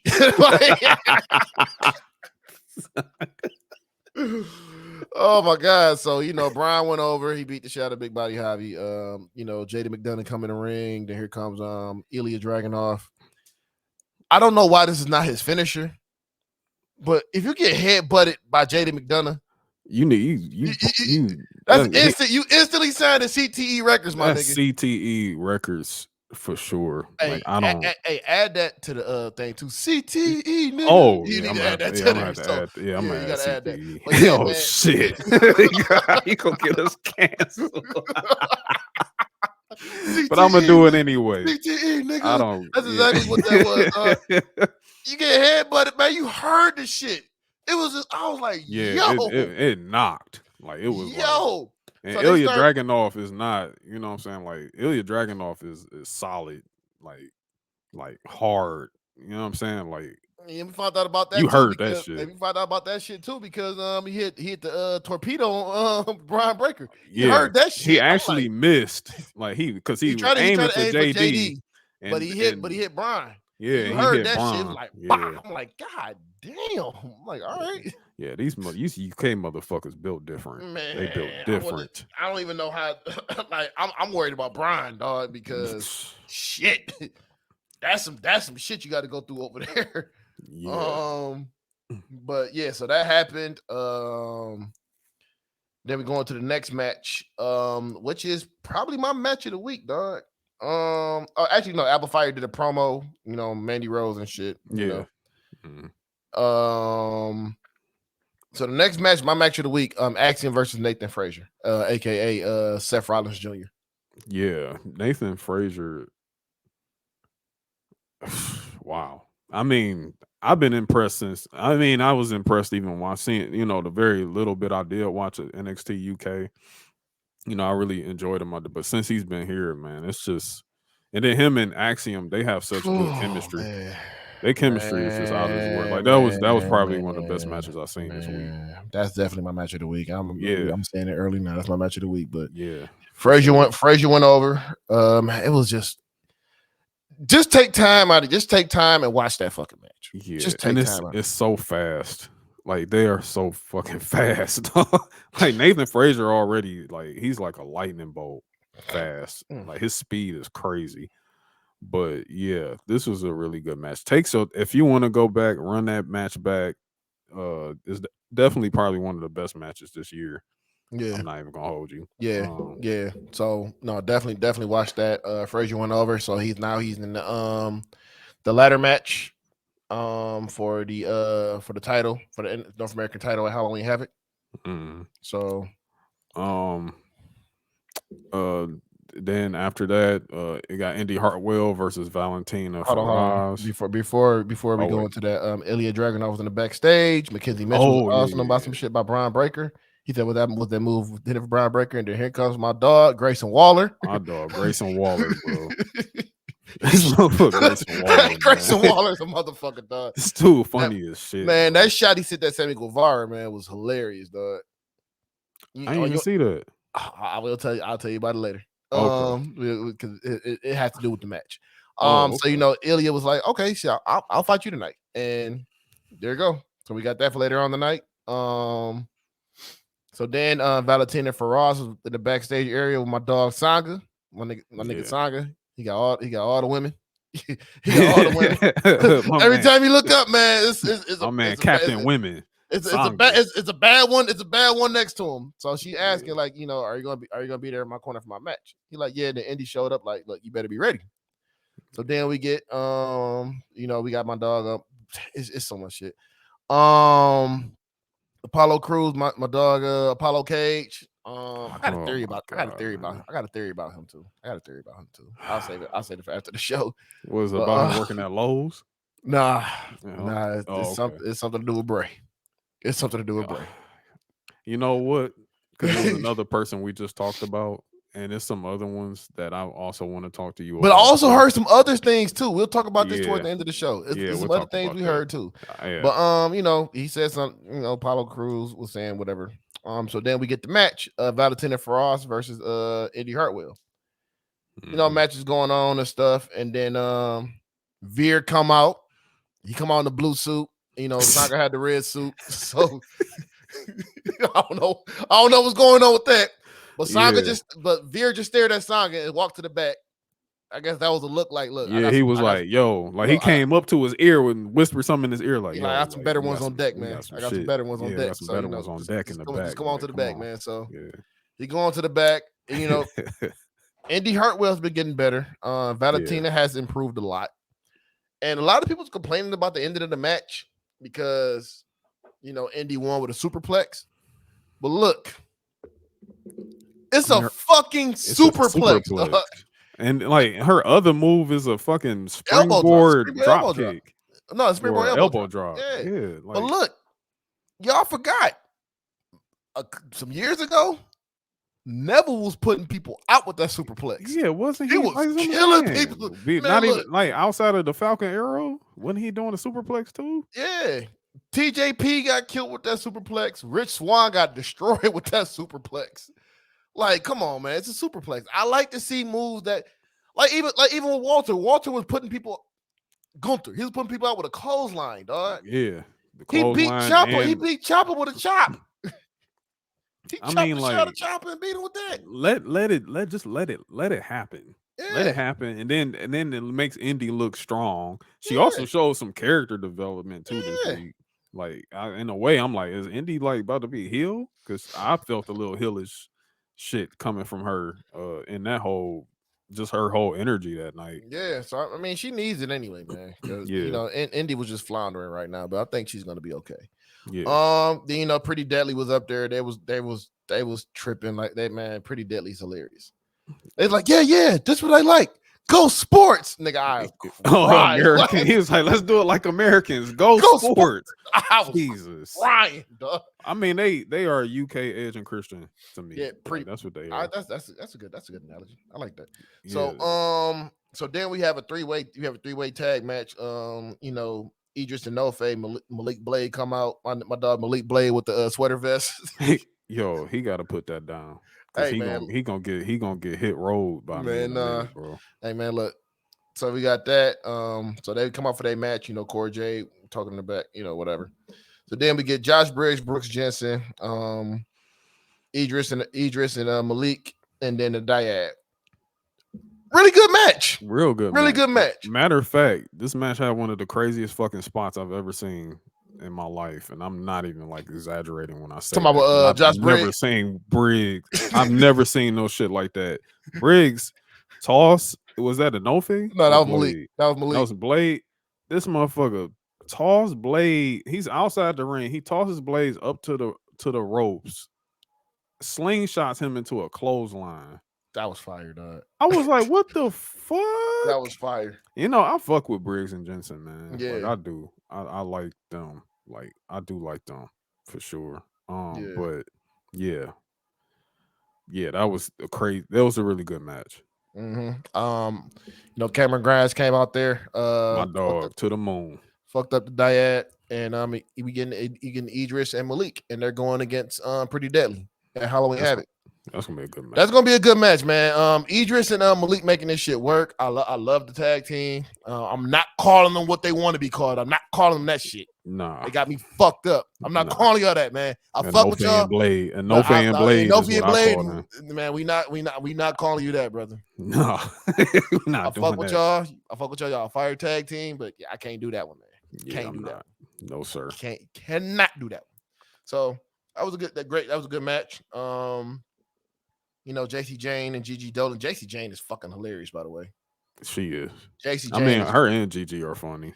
Man, but no, JC Jane is on a whole nother level with her facial expressions, man. Just all that shit. So JC Jane versus Alba Fire. Kiana James. Before we get into that, Kiana James looking to buy Chase U.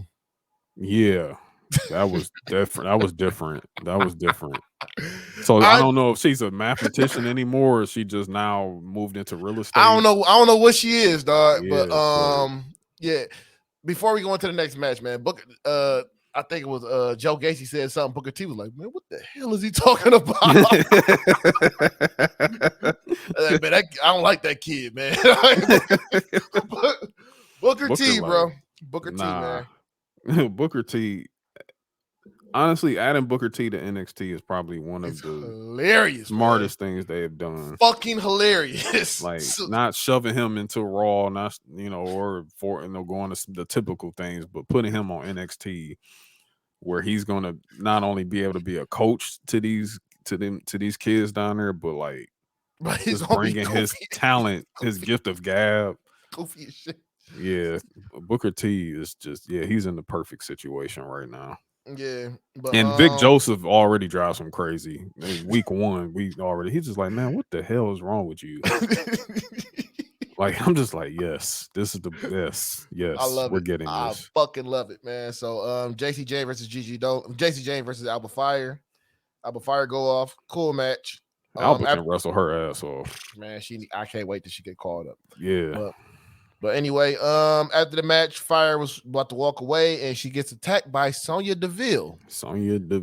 Who is now joining Toxic Attraction to help out some things. They're pretty much building up a lot for next Tuesday because they're going to pose with NXT. Oh no, they going Dynamite. Dynamite. Well, Dynamite. Yeah. Excuse me. But No, that's just getting kind of spooky right now. So they beat the shit. They beat the shit out of Alba Fire. So for the time being, because Mandy Rose is dealing with her brother's death right now. Our condolences. Oh wow, my condolences. Our condolences. But yeah, Mandy will be back. But for the time being, we have Sonya Deville, who's gonna be running with Toxic Attraction. And honestly and truthfully, Sonya looks good with that team. She does. She looks good with them. Yeah, she does. So And next, she like even acknowledged, like, yeah, you know, me and Mandy had our issues or whatever, but she's still my best friend, so I'm pulling up for her.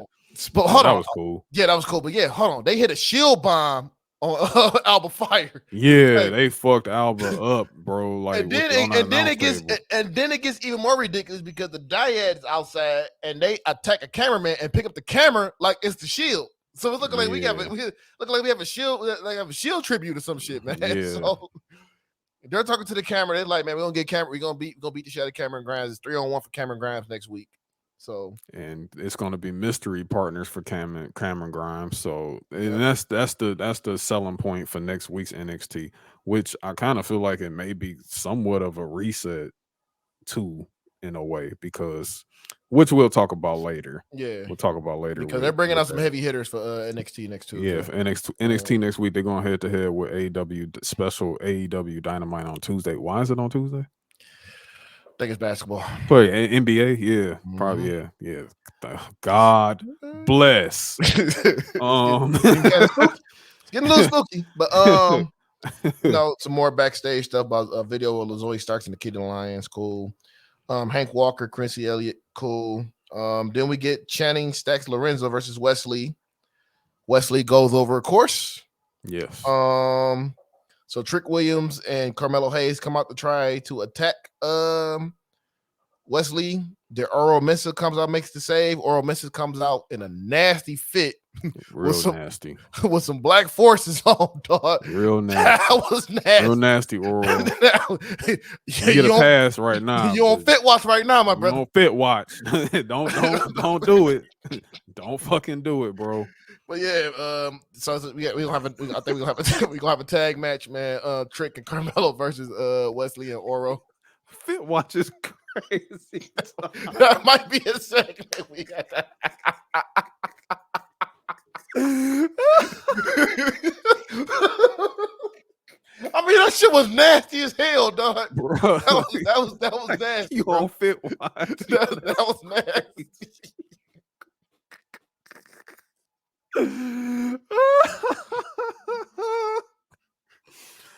Okay. Speaking of goofy shit, speaking of more goofy shit, this nigga Roderick Strong, dog. Oh, yo.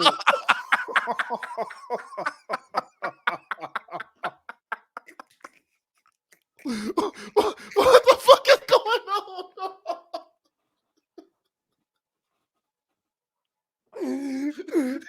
Oh my God, I forgot about that. Yo, so hold on, let me wait. Oh my God. Okay. Oh shit. My dog Roddy Strong. Yo, this guy. Shout out to Roderick Strong. It is bro. Emmy season, bro. This segment. Oh my God. It was a CW segment, bro. Bro, that shit was straight off of CW, bro. Like Roderick, you know, he got the neck brace on because, of course, I believe, like, yo, they actually showing, like, yeah, he actually did have neck surgery for real. But wait, is that true? I thought it was fake. I don't know. I don't know. Kyle O'Reilly had neck surgery. Kyle O'Reilly had neck surgery, but I think Roddy had something else. Like Roddy had something. He's out for something. I can't remember. Okay. I thought it was the neck at first too, but they moved this man out in the wheelchair with a neck. They put him on the wheelchair. I'm just like, damn, like Roddy got like Kemp fucked him up that much. Hey man, I'm gonna say this much, dog. Roddy kind of deserved that shit. Yeah, because he was doing Kemp dirty, man. He was doing Kemp dirty. And he acknowledged also just how absent he was and how just devious and silly he was being with the creeds. You know, he apologized. And it's just the dramatic shit in this was just between him and Julius. And then you see Brutus just standing there like you okay, big brute?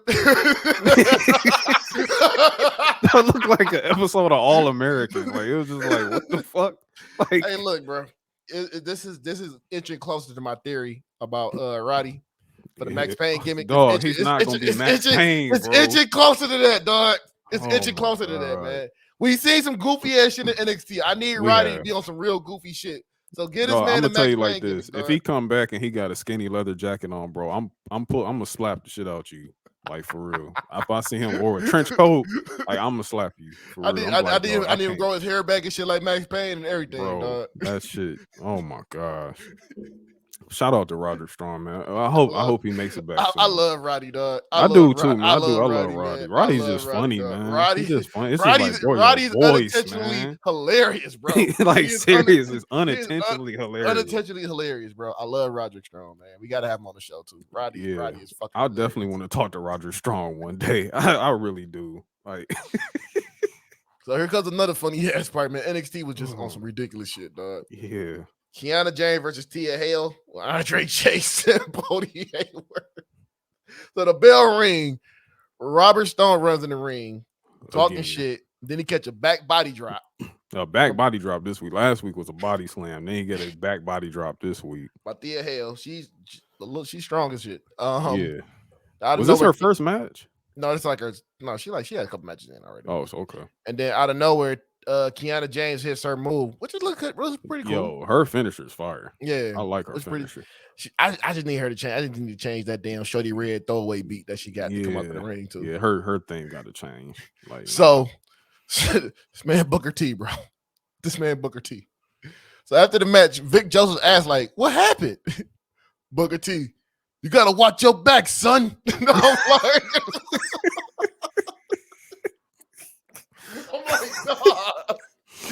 I'm like, dog. Oh man, this is just week one, bro. Dog, this is what I mean by Booker T made NXT must see TV now, dog. Yeah, this is gonna be really good with Booker, and then just Vic. Like their dynamic is gonna be like really, really good.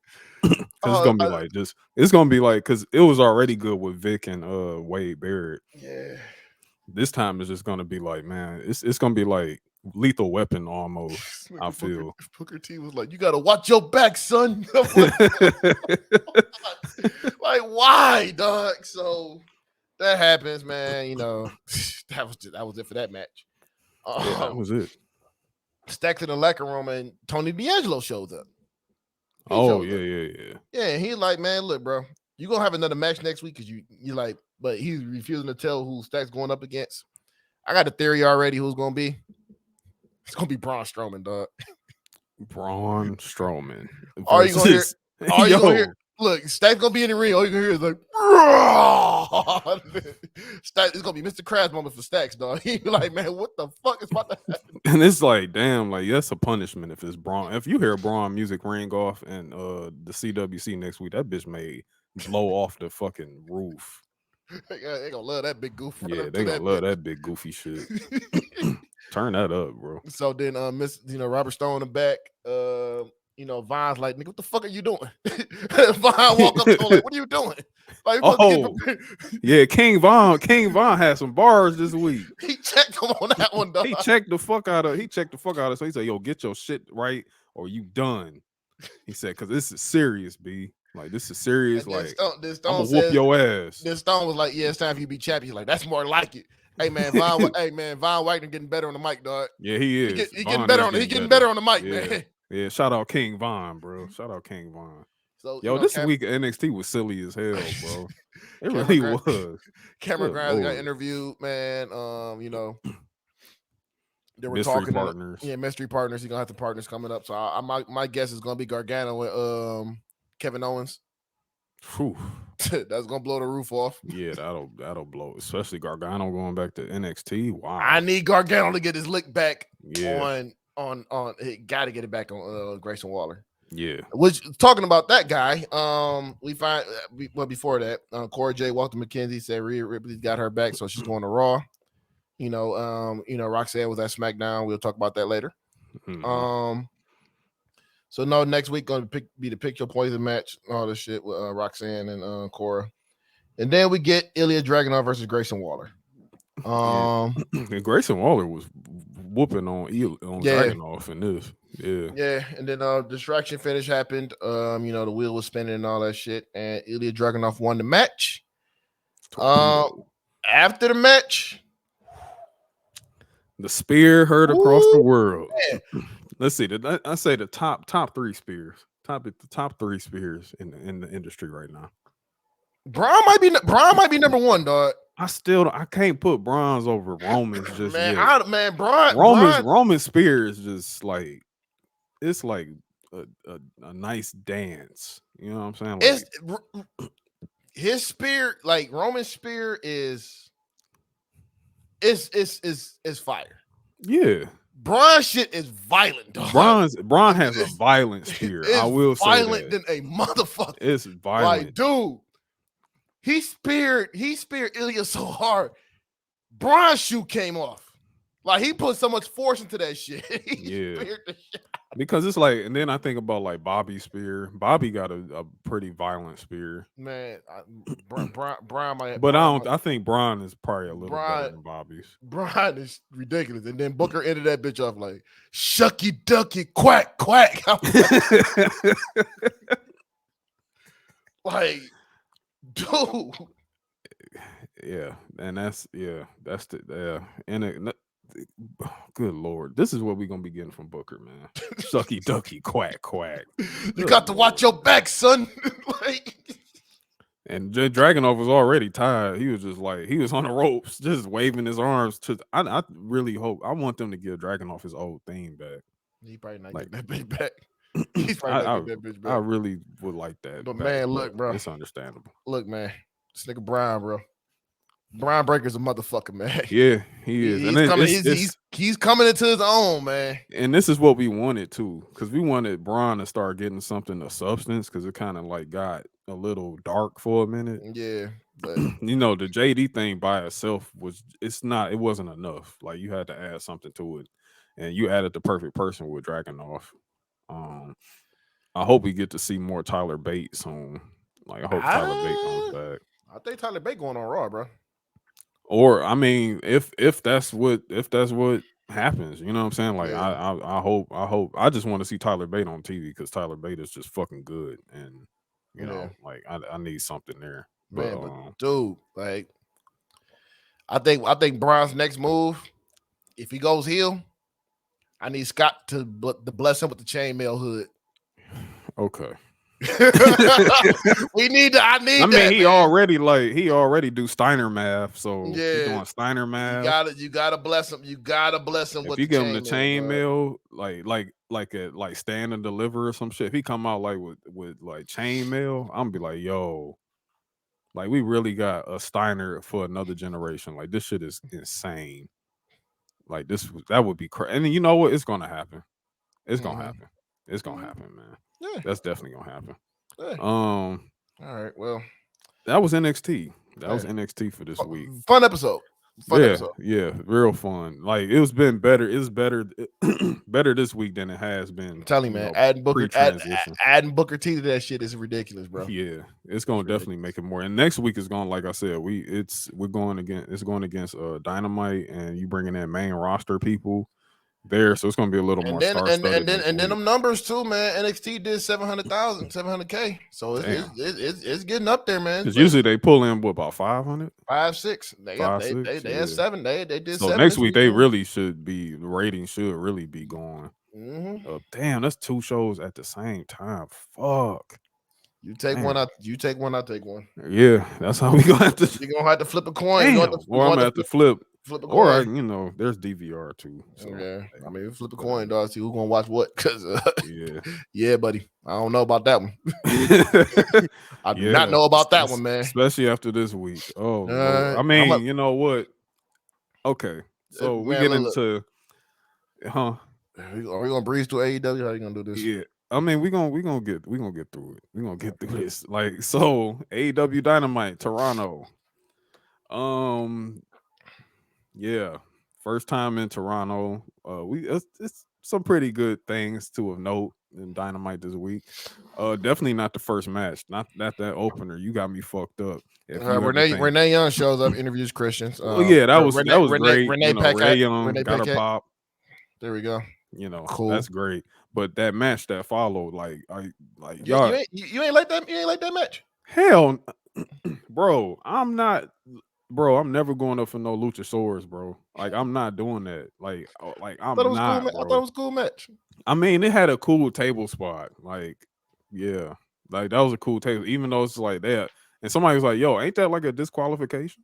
Like they said that on TV, or was that Christian? Christian actually said, "Like, ain't that supposed to be a disqualification?" Yeah, Christian Like, definitely yeah, said it it. actually Yeah. is, and they didn't do that. But like, nah, I mean, people say that's Lucha. This is Luchasaurus' best match in AEW, and I'm like, you know what? You kind of got a point there. But I mean, this Luchasaurus, Jungle Boy, Christian, like, and it's only this right now because Christian is hurt. Yeah. Like I really want to get past this shit. One thing that's really pissed me off about AEW is their refs are they have They refs are ass. Man. Their refs are trash. Like you got refs trying to make themselves a part of the show, part of the match, and everything. And they even get in the way during like Yeah. the match. Like they even like get in, like it's like, bro, move. Like you jumping in the middle of choreography. Like what the fuck? So you know, Luchasaurus went over. Cool. Yeah, Luchasaurus wins.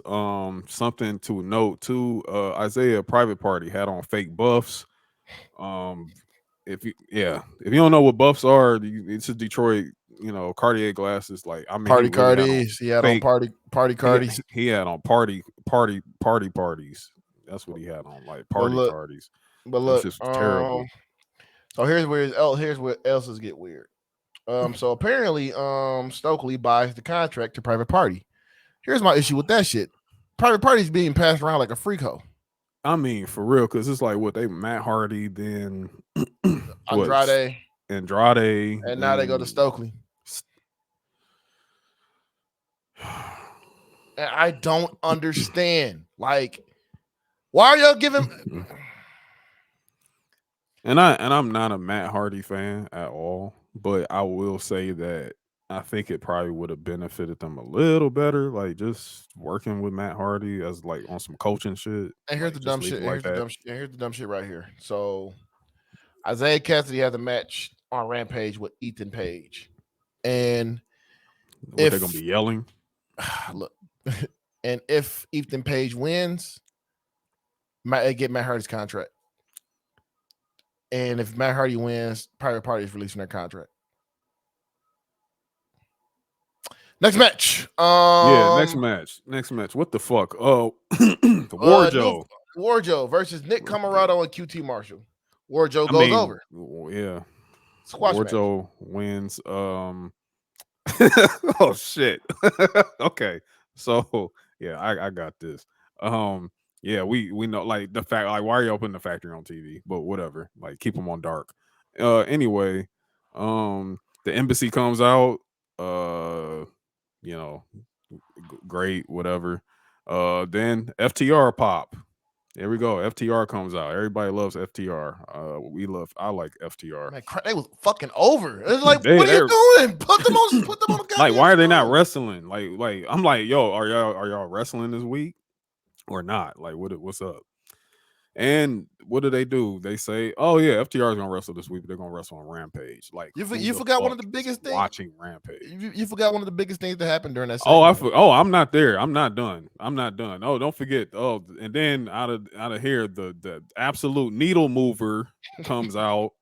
Oh my God, Sean Spears is back. Like, he is now with the Perfect 10 gimmick. And what's funny about that, they did a rehash version of his theme that he had in NXT. So he has the Perfect 10 gimmick back. And with that terrible, nasty ass mohawk, like Sean Spears is ungood. He's ungood. And the crazy part about it, and look, I'm gonna give him this. It was over. That Perfect 10 gimmick was fucking over in NXT. It was. It absolutely was. It's just the wrestling wasn't matching up. So you know what? I guess the Pinnacle is back. Sean Spears and FTR. So and if you note, I noticed that him and Wardlow looked at each other because they had their beef with MJF, and they ended up hugging. So that was cool. And we then get and then we do get an interview with Chris Jericho, Matt Menard, and Angelo Parker. The Tony Lionheart, the Lionheart. Yeah. And then Jesus Christ. They were interviewed by Tony Schiavone. Why didn't they have Renee Young Renee Paquette, excuse me? Why didn't they have her interviewer? Use her. You paid her money. Use her. Use her. So they talk their shit, and then your man's come out. Whose house? It sounded just like how you heard that it was silent. It was whose house, and they reacted, and then after that it got quiet. I can't say that, dog. They did. They did Swerve's they house. just like whose house, Swerve's house, and then it got crickets. Yeah. Then it got crickets, and then what happens? You hear that siren come on, the Acclaimed, and then it's like Swerve was never there. Like that popped like through the roof. Yeah, they love Billy Gunn too, though. And they love Billy Gunn. They love Daddy Ass, man. They love Billy Gunn. And then then the fans were chanting, "Oh, Scissor Me Daddy." I'm like, yeah, that's some wild. Oh, Scissor Me Daddy. Oh, that's some wild ass shit, man. I don't know what's going on with that. I mean, it's like, yeah, they did whose house, Swerve's house. I mean, they did it, but it just instantly just like, oh, that never happened. Yeah, so basically they had a match, slow match. Billy Gunn, 58 years old, Billy Gunn. But still in good shape. Yeah, we don't need no more Billy Gunn matches. No, we don't. We just need more scissoring. Just scissors. Yeah. So this is where it gets stupid. Swerve wins match. He did cheap win the match. Okay, cool. Mm-hmm. So the right person went over. You know what I'm saying? The right person went over. Yeah. So this is where it gets stupid. Mark Sterling comes out and said they now own the trademark Scissor Me Daddy in the United States. So it's like, why? Why is this a story? But he says in the United States. They're in Toronto. So why couldn't they use it in Toronto? And then on top of how many feuds is Mark Sterling in? Mark Sterling is in like 5 feuds at once. Oh God.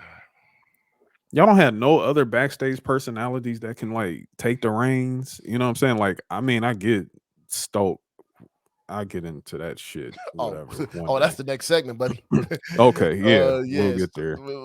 So I don't know what the fuck going on. I guess it's gonna be Josh Woods and Tony Nese versus the Acclaimed, and I guess the Acclaimed is gonna be a title match. If they beat the Acclaimed, they get a title. They get scissor and the trademark. And if they beat, whatever. And I actually like Josh Woods. I do. Yeah, I like Josh Woods. I like Josh Woods. That's what we're dealing with. So then next day, MJF. Getting ready for a good promo. MJF segment. This was a fire promo. Yeah.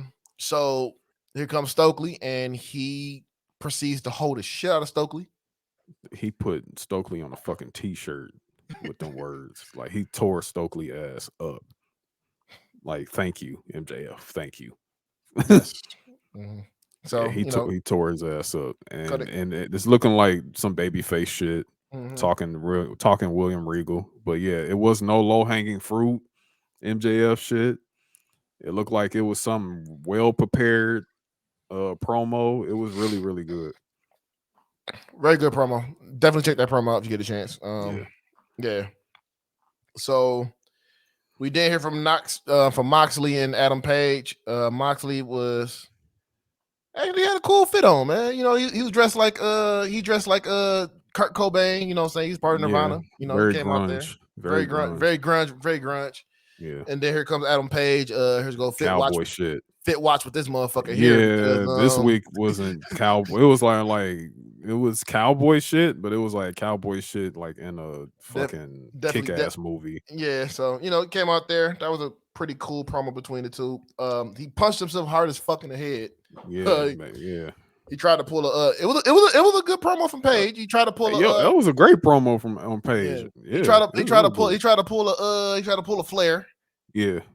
I guess he tried to bust himself open, but Moxley hold him, called him a kid, all this shit. So definitely check that out if they were going to get a good match between them two. And then the video aired for Chris Jericho and Bryan Danielson. So then we get that match, and I'm gonna let you handle out the show.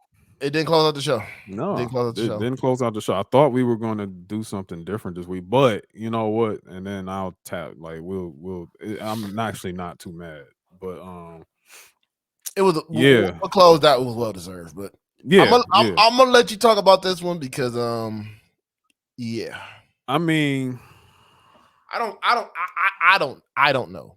I don't know what's going on, but just looking at my notes here, because now I'm just like, okay, now I'm starting to get like, yo, what the fuck? But okay, so I mean, we get a good match. We get a real good match from Danielson and from Jericho, as expected. But here comes the overbooked bullshit. I mean, before I get there, I will add some a note. It was real home cooking in there for sure. Like they were booing Danielson, because Jericho this Jericho's from Canada, so it was a Jericho crowd in there for sure that night. He actually kind of played them too. I'm just like, why the fuck are y'all like? He didn't let y'all sing Judas. Like he came out with Lionheart theme, so it was just kind of like. But they sung it. The crowd was singing Judas anyway during the match, so it was just they were really on Jericho's side that night. So I'll point that out. Yeah, the booking. We get a ref bump, Of course. leading to interference by the Jericho Appreciation Society. No Sammy Guevara. Okay, that was interesting. Daniel Garcia runs in to grab the belt because Jericho had the belt in his hand at the time, and Garcia takes it from him, and he hits Bryan Danielson with the title. I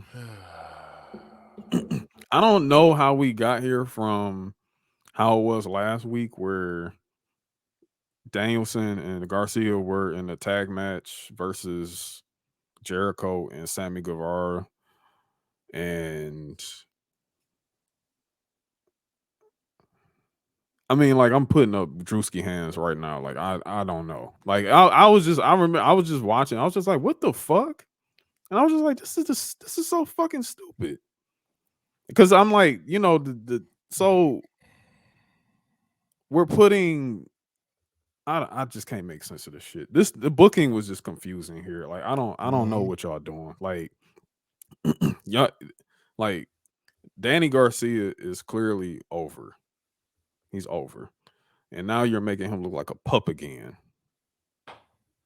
with Jericho instead of keeping him with some type of allegiance with Bryan, and you making Bryan look silly again because here it goes. Bryan is in a match for a championship and he's dropping out instead of like when it's like the service that you're using Bryan for, y'all making him look like a loser. Yeah, like it's just goofy, bro. Like so that was that. Then we get into the tag match: Britt Baker, Jamie Hayter versus Hikaru Shida and Tony Storm. I was like, in my mind, I was just like, oh shit, are the women gonna close this week? Like, damn, but fuck no, they're not. They didn't. So same time slot and everything. Same. Yeah. I was like, yeah, it's the 9:20 hour. So I was like, yeah, we're there. So, honestly, it was a pretty solid match. At least performance wise from Hayter, Shida, and Tony Storm. Mid Baker, DMD. Come on. Yeah, solid match. And Shida actually pinned Britt.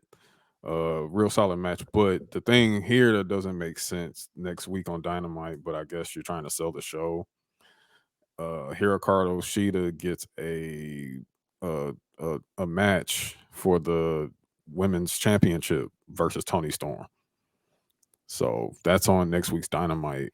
I don't know how the correlation is here, but whatever. Jade Watch by the way. Before I get into the main event, Nia Rose still has her TBS championship. I should Jade is in her own universe. Like I don't know. Again, we're still continuing this Jade work on Wednesdays. Like we're still here. So anyway, yeah. This was so stupid too, man. Let's just skip that part. Yeah, I don't fuck on. I just don't understand. Main event, real good main event too. Orange Cassidy versus Pac for the All Atlantic Championship. Really good match here. Finally, my dog Orange Cassidy got him a win, got him a championship. So, which makes sense. Much deserved. That man been there. That man been there since the beginning. Since the beginning, like never had a title, but now he got one. So yeah, now he got the All Atlantic Championship, which is fair in my eyes because Pac, he had 2 belts, and he's a trios champion, so he doesn't need the All Atlantic Championship no more. Nope. So that puts a real good popular face behind that belt. So good for Orange Cassidy. Shouts out to him. Hope you have a good run for sure. Definitely. Moving on. That was Dynamite this week. Next week should be a pretty good show. Tuesday going head to head with NXT. Pull up. And yeah, that's all we got for that. SmackDown. Yes, sir. SmackDown. That shit started chaotic like a motherfucker. Chaotic fucking introduction this week. Karrion Kross, man, ran into I don't know who was. I'm gonna assume. Okay. See, this is something funny that I noticed because this is why I'm like, okay, nah. This is where they like, okay, we ain't fucking up this budget now. All right. So it had to be in Drew driving around. Okay. Drew was probably driving around, and and there was a Porsche truck over there. They're like, if you notice, the Porsche truck had no damage. Yeah, they was like, nah, they wasn't about to fuck that up. They like, we ain't fucking up no Porsche now. I'm like, hold on, like no, like, but we gonna make it look like it was an accident, between them. So accident happens. We got Karrion Kross and Scarlett. Karrion's kind of delusional, like, damn, fucked up from the accident. Then Drew McIntyre is unhinged. Come out there and just beats beating the his dog ass. shit out of Karrion Kross while he's hurt. He might have cracked ribs. He might have you don't know. He might have internal bleeding or whatever, but it don't even matter. Drew sees red. He beat dog shit out of Karrion Kross. That was our show opener. First match, Kofi Kingston versus Sami Zayn with Jey Uso. Very fun match. It started off a little slow, but it picked up like quick. Like the crowd really got into it. Something to note, the New Day, it came out talking some big shit about being the longest reigning tag team champions because the Usos are 30 days away from breaking their record. Yep. So they was out there talking some cash money shit. So we know what's about to happen with that. Yeah. We know. We definitely know what's gonna be happening with that. And I think we may even be tossing the Brutes into that picture too with that situation. But yeah, fun match. We get Sami Zayn wins, but he doesn't know that Jey Uso actually helped him win with an ending roll up pin on Jey Kofi. Uso with the assist. Yeah, Jey Uso with the assist. Even though Sami was like, "Yo, stay out," he didn't know that Jey helped him out. So, we get past that. Interesting segment after this. Hunter, we see Hunter again. Paul Levesque. We see Paul Levesque in the back talking to the police about the accident situation. Got some brothers back there too, man. Yeah. He just like, okay, we doing some follow-ups, whatever, and we'll see what's going on. How's Karrion doing? All this and whatnot. So then Rey Mysterio is on SmackDown this week. He pulls up. He just like, yo, Hunter, I gotta talk. I need to talk to you. I'm broken. He's a broken man. Rey Mysterio is a broken man right now. I can't believe it, dog. He's just like, man, my son. It's my son. Like, I remember holding him. I remember changing his diapers. I remember all this, man. I just can't believe it. Like, he's killing me. And you see just the compassion in Hunter's eyes and just the empathy and just being sad. Like, damn, man, I'm Ray sorry. was like, look, I quit. I quit, man. And Hunter like, whoa, wait. Let's step into my office. Let's go in my office. Give me like 5 minutes. Give me like 5 minutes. Ugh, you know.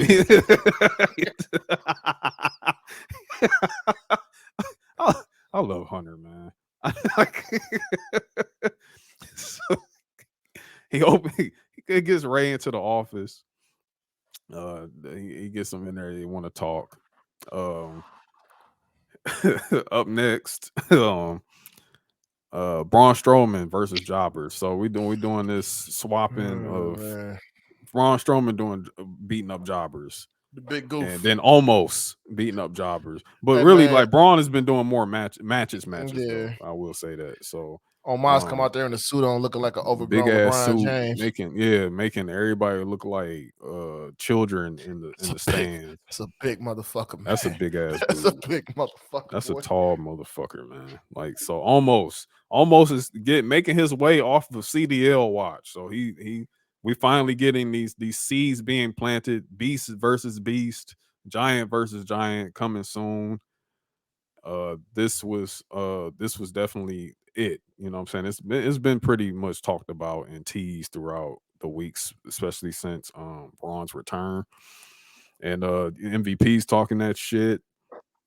So this is probably where we at next. Oh, something to note about MVP this week. MVP's a funny ass dude. Oh yeah, man. He after we're having a Bobby on Monday, he was like, yeah, he said that didn't happen to the Almighty when he was with me. Hey, speaking of MVP, your favorite. What's your favorite Coney? Favorite what? Your favorite Coney Island. What's your favorite one? My favorite Coney in Detroit. Wow. It's probably okay. Cause I got more than one. Okay, let's go West Side. I'll do West Side, East Side. West Side is Nikki D's on 8 Mile in Evergreen.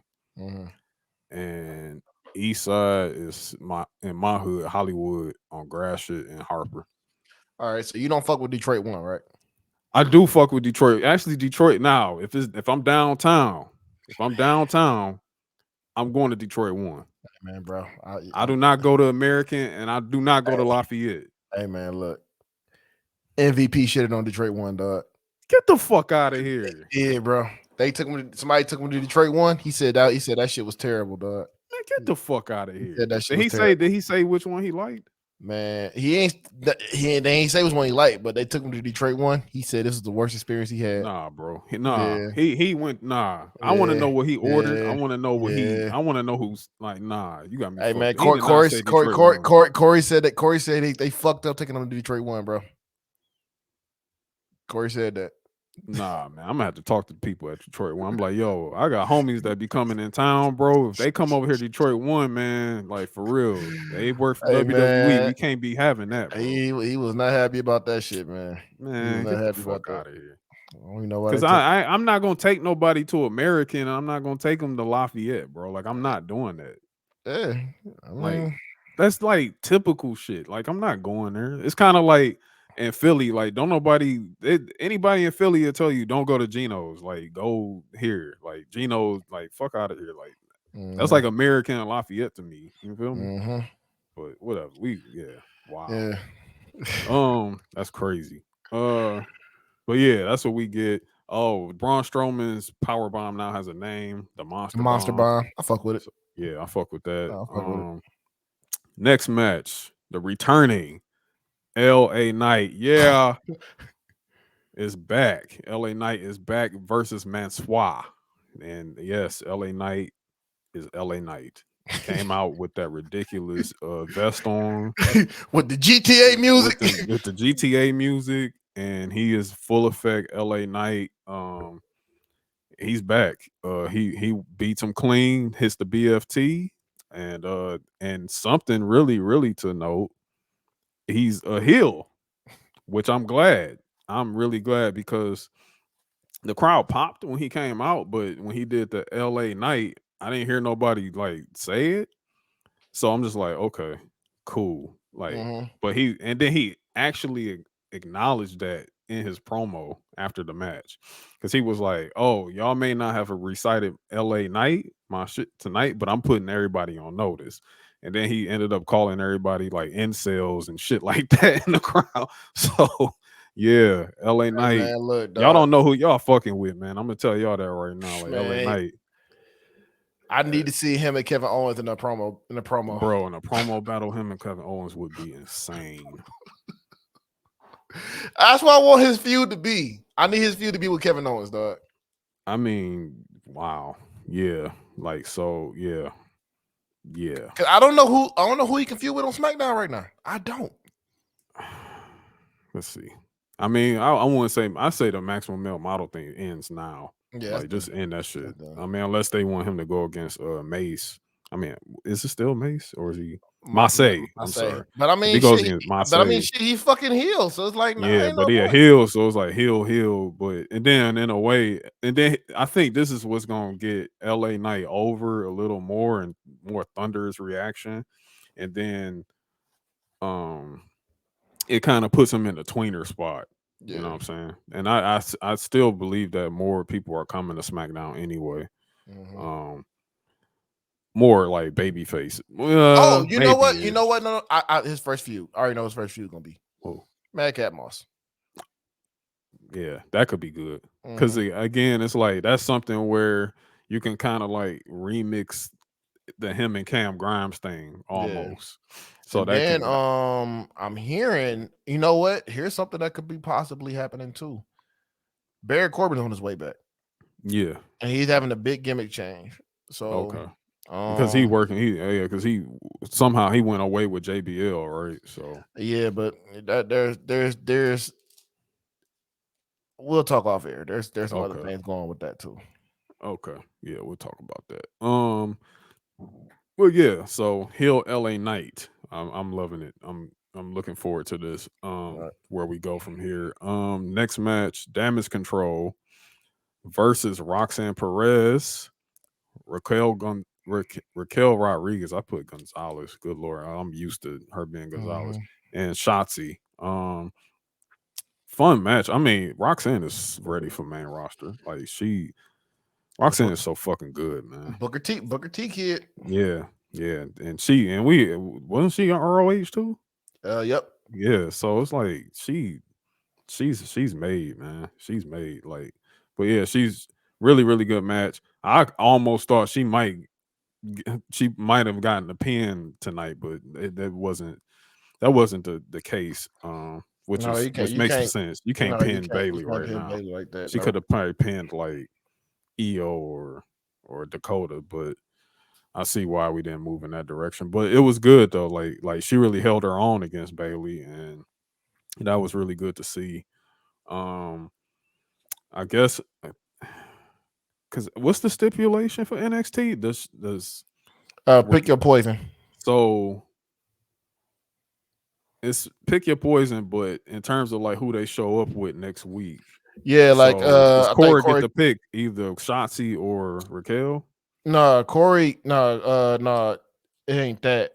Corey is gonna pick somebody from Raw.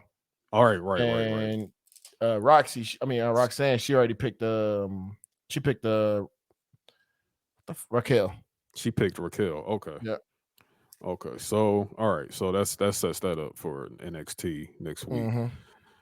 Next match. Terrible Fits. Terrible, awful, god awful, terrible Fits again. We're here. This monkey swaggerless. Hit row. Yeah. Hit row. Something to note. We get another awful freestyle from Top Dollar this morning. I got something to say. Yeah. Okay. You got the floor. He compared Hit Row to G Unit. Okay, no. And then we're gonna just move on from there. We're gonna this. I'm gonna just say this, dog. I get what he's trying to do. I do too. But G Unit came out with the automatic gunfire mixtape. That's fucking disrespectful to G Unit. They came out with the automatic gunfire mixtape, a fucking classic mixtape. You can't do that. You can't do that. Bro. You can't do that. Especially, I mean, y'all dress worse than they did in 2003. I mean, like, I'm not, and this is not towards B-Fab at all. Every time I slander Hit Row, I'm not talking about Brandy at all. Like, I love her. Like, I think she's great. Um, this is Adonis and Dollar. Like nigga. Like, like I'm tired. I am tired. Like, y'all creating Fit Watch, like literally creating Fit Watch for us. Like y'all killing me. Y'all killing me, but whatever. The match, my dogs, LDF, Legato del Fantasma, my homies Cruz and Joaquin Wild. Uh I fuck with them, man. I fuck with them heavy. Santos had on like the craziest suit tonight. Yo. Hey, look, bro.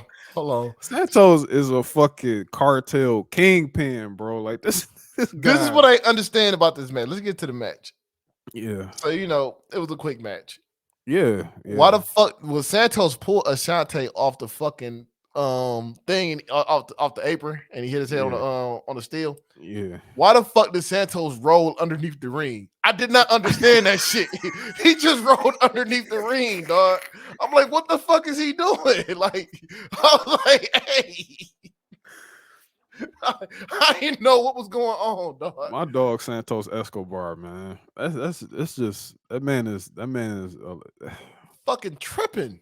Dog. Fucking tripping, dog. Santos is different, bro. He built different, man. And then B-Fab got and he doing this with that suit on, bro. Like that's the shit that be like this shit be killing me, bro. And like, then and then Selena jumped on B-Fab and worked her, and then Top Dollar ate the pin. Yeah, he ate the pin. Top Dollar ate the pin. He got, and I like that their team finisher that Joaquin and Cruz do together. Like look, LDF, man, they're gonna be. But I'm gonna tell you what we about to get, and man, we about to get Selena Vega versus B-Fab. Probably. I look, bro. I just hope B-Fab improved. Yeah, I mean, Natty is taking her through the ringer on she's taking a Natty. She's taking a Natty course. Yeah. Oh, she good. She good. Yeah. She been. Her and Natty been doing the live shows. Like, okay. They've been like the Saturday showdowns that they do. Oh, so she going to so she been going to the new Heart. Yeah. Okay. Mm-hmm. Oh, she good. Oh, we good. Yeah, she gonna be fine. She's yeah. B-Fab gonna be good. I ain't know that. We good. Okay. Yeah. Okay. Yeah. So and that's gonna be great because that puts them head to head Hit Row. And Selena's a fucking worker too. So don't get it twisted. She can work. Selena she work her ass off. We already know that. She looked great. Yes, she looks. She looked great, wonderful. by the way. Shout out to the homie Malachi Black. Shout out to him, man. You did well, brother. You did well. You did good. You did good, man. What's the next segment, bro? Now, hold on, man. I gotta look that up. You did good, bro. You did good, man. Okay. But next, Die Live is back. She beat dog shit out of Sonya Deville. Sonya Deville. She beat dog shit out of her. She whooped her ass. This was long. Like I was just like, I remember looking down at my phone and I looked up. I'm like, Liv Morgan still whooping Sonya ass. I'm like, God damn. Did that senton off the senton off the hey, that shit was stiff too, man. Yeah. Sonya. I'm like, Sonya God damn. Shit. Yeah, she ate that senton. I'm like, all right. Liv is on some Jeff Hardy shit right now. That'll be a great character for a Jeff Hardy type character. I think so too. I think some enigma type shit. Like so I think that'd be great. So we definitely about to get her in round of 3. Yeah. Liv getting the character change. I fuck with it. Our main event, the Fatal 4-Way match. We actually had a sub in this match because Karrion Kross got his ass couldn't perform because he got his ass whipped and he got whipped in a fucking car accident. I think we getting a Scottish cyborg back. Probably. That's gonna be scary. That's gonna be scary. Yeah, Drew don't fuck around with Scottish Cyborg, man. He had to come out. He had to come back out with the leather trench coat, The leather trench coat. with the chains on that bitch. That Drew was a bad motherfucker, man. If y'all don't, if Scottish Cyborg tap in when Drew was in NXT. When he first got called up with Dolph, nigga, he was when he got called up with Dolph when they had the tag team together. Man. Drew, man, bad dude. Yeah. So we get a sub in Rey Mysterio. Rey Mysterio is now with SmackDown. So his son done ran him off of Raw. Yo, son, dog. And I tweeted this. I said, yo, getting transferred into a different department because your son whooped your ass is crazy. That's wild. Your son whooped like you went to your boss and you said, yo, I need a move, man. Like, just can you move me? My son beating the shit out of me. So Rey Mysterio is on SmackDown. Honestly, where he belongs. Really, and Rey Mysterio is SmackDown. And his son about to be getting his ass whooped by the OC. Yeah, the OC about to put his ass in a blender. Shit. Hey man, they hit him with that first magic killer. Oh my god. Woo. Yeah. Yeah. Man.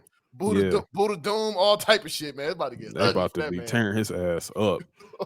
About to get ugly for that man. So, but we get a great fatal 4-way. Yeah, fatal 4-way. Very interesting. Like Sheamus and Solo join in too. You said what again? Very interesting matchups, man. Yeah, something to also know. I had no idea. Like maybe I just haven't been paying attention over like I don't know 2 decades, but like this is the first time Rey Mysterio and Sheamus have competed in a match against each other. I was like, what the fuck? Mm-hmm. And this is actually the second time Rey and Ricochet faced off against each other. And the chemistry was definitely there. Yeah, because Lucha Underground. Lucha Underground. Prince Puma and Prince Puma when Ricochet was Prince Puma and Rey was down there for a minute. So we got some storyline. It's looking like we might get the Brawling Brutes and the Bloodline. Yes, sir. Because that's interesting. When Solo was getting his ass whooped by Sheamus, Sami and Jay jumped in. Jay came out of fucking nowhere too. Yeah, it just came through the crowd, just out of nowhere. They just started whooping on him to protect Solo, and then Butchie and Ridge come from the back. Okay, this thing with Butchie and Ridge now, when they're not in their Brutes gear, they're dressed like bouncers, like all black, like all black. Like they just come out. I'm like, yo, huh? Like, but you know what? I fuck with it. Like I liked it because they was doing this against Imperium too. Mm-hmm. So they come out looking like bouncers. They beat shit out of Sami and Jay, and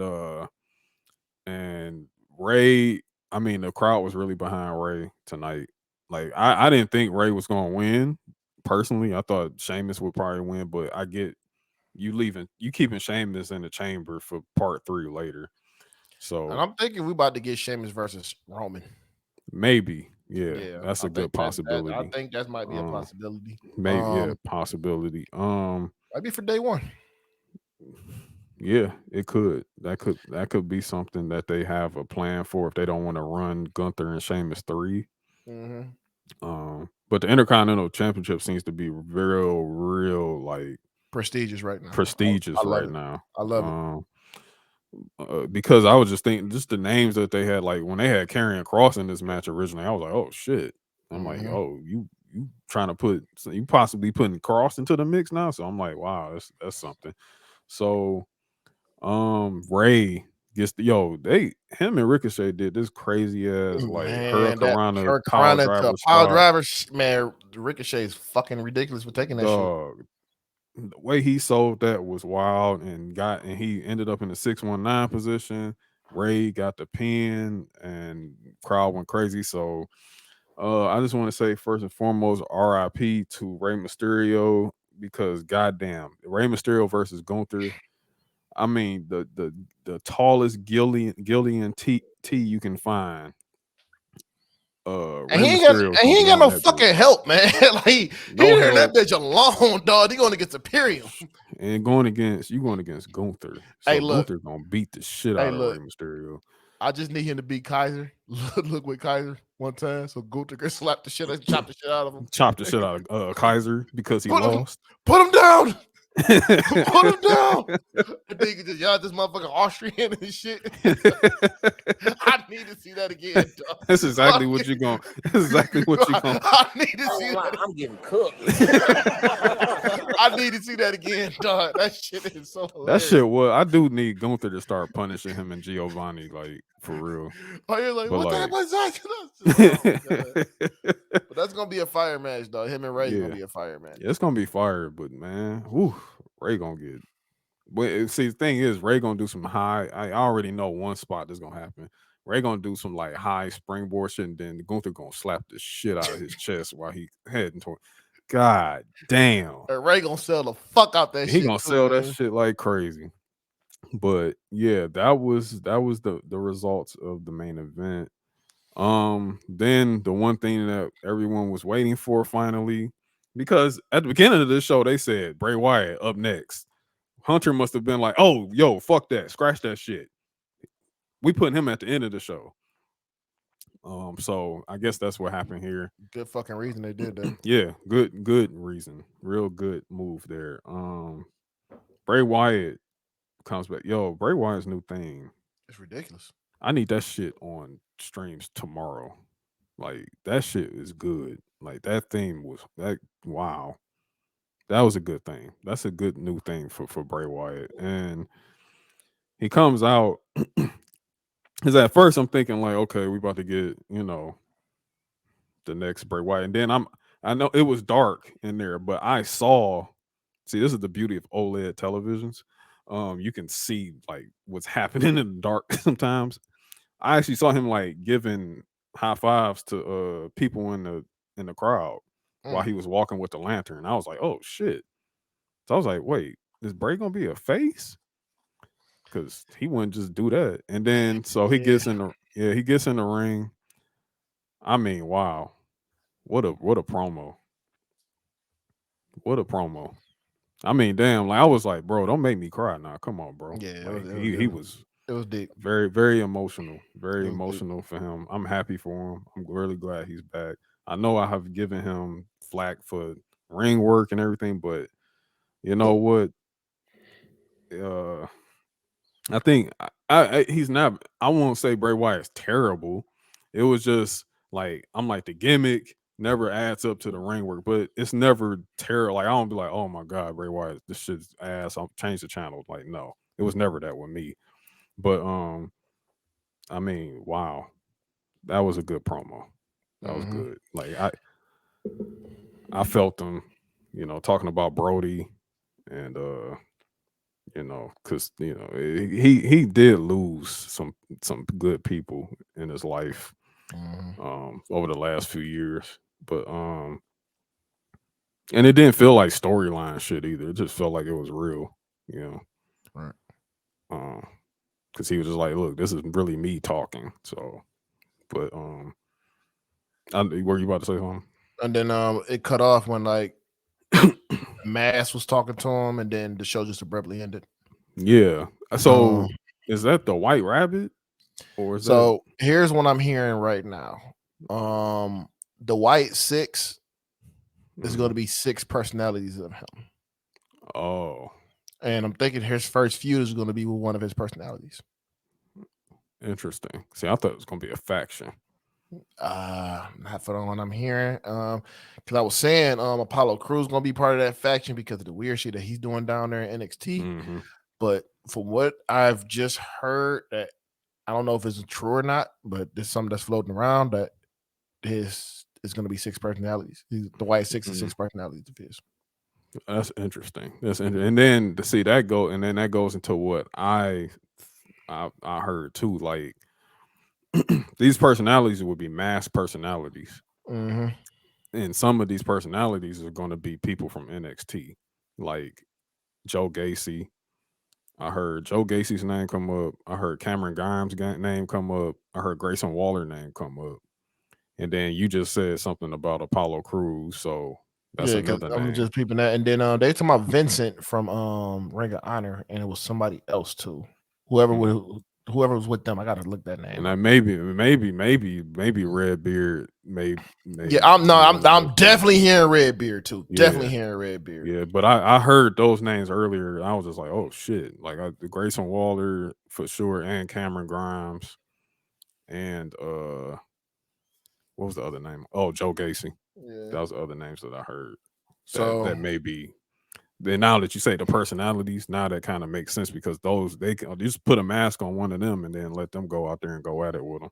Yep. So definitely interesting to see what's going to happen with that. Yeah. Pretty good episode of SmackDown though. Yeah, real good episode. So, and that was this week. That was this week in wrestling. Like, good lord, we got a long episode this week, but it's cool. You already got your match of the week out there. Yep, Axiom versus Frazier. Nothing else need to be said about that one. Hey, just take your time to be said. Take your time and go watch that shit. Yeah, definitely go back and watch that. My match of the week. Actually, I'm going to go same with that. My match of the week is going to be it's going to be Axiom and Nate Frazier for sure. That's my pick of the week. I will say that if I had an honorable mention, it would probably be Orange Cassidy versus Pac. I can see that for the All Atlantic Championship. If I could, yeah. My honorable mention would probably be that Fatal 4-Way. That Fatal 4-Way was crazy. That was a crazy Fatal 4-Way. I wish I could pick like match of the night for Extreme Rules, but I'll save that for like when we do like post shows. I'll just keep. I mean, I'll go ahead and put mine out there. The match of the night for me was probably the Donnybrook. Donnybrook, it is. I just love chaos. I just love chaos. Yeah, it was real good chaos, and you know, I loved that match. I did, like that was my favorite match. But like overall, my match of the Extreme Rules is Bianca versus Bayley. I wouldn't even oppose that. Yeah. I wouldn't even oppose that. Yeah, that's definitely probably my match. CDL watch. I'm gonna let you go first. You know. Oh shit, I muted myself. My bad. That's just so much goofy shit. You know, I'm just AEW is unserious. AEW is just fucking unserious, man. Like my CDL watch is fucking Tony Khan, man. It's Tony Khan. Get your fucking CDL. Get your CPA. Go be an accountant, man. They'll be an accountant. Like, sick of this shit. Swerve, get the fuck out of here. Mine is Brian Alvarez. Alvarez. That man got cooked by Ariel Helwani. You got cooked. And he got cooked, dog, because Ariel Helwani's like, how you gonna talk about my interview? And I did that. I'm not supposed to ask Tony Khan. You didn't even watch the fucking interview. So it's like, bro, you just proved you're fucking co-opted right then and there. And it's just like, dude, this is the difference between a real journalist, and wrestling journalists. That motherfucker's too busy dick eating the motherfucker to really ask some questions as a journalist supposed to do. So yeah, it got to go to Brian Alvarez because you got fucking cooked, bro. You got cooked, and the whole world saw it. Yep, you got cooked. Mm-hmm. Go get your fucking CDL. When you can drive a truck, you got a job, my friend. Diesel Driving Academy will teach you all you need to know. Call 1-800-551-8900. Diesel Driving Academy. Honk honk. But yeah, that's our picks, man. Our picks for match of the week and CDL watch, presented by absolutely no one. And that's this week. I mean, wow, y'all gonna have a long ass episode, but we had to cover Extreme Rules, so it is what it is. Bloated news. Can y'all just give us a slow week? Actually, don't, because we need shit to talk about. Oh my god, man. It's all good though. Oh my we God. appreciate it. Definitely. But this has been episode 4 of Mid Carter's In Catering podcast. This your boy AJ. Follow me on Twitter at TurboGrafx_87. Also follow us at Mid Carter's DET on Twitter. Send us listener questions to our email at midcarterscatering@gmail.com. Who is Aunt P on Instagram? I am Aunt P on Twitter. That's what it is, Aunt P. And that's it. Yes, Y'all sir. have a good week. We out. Yes.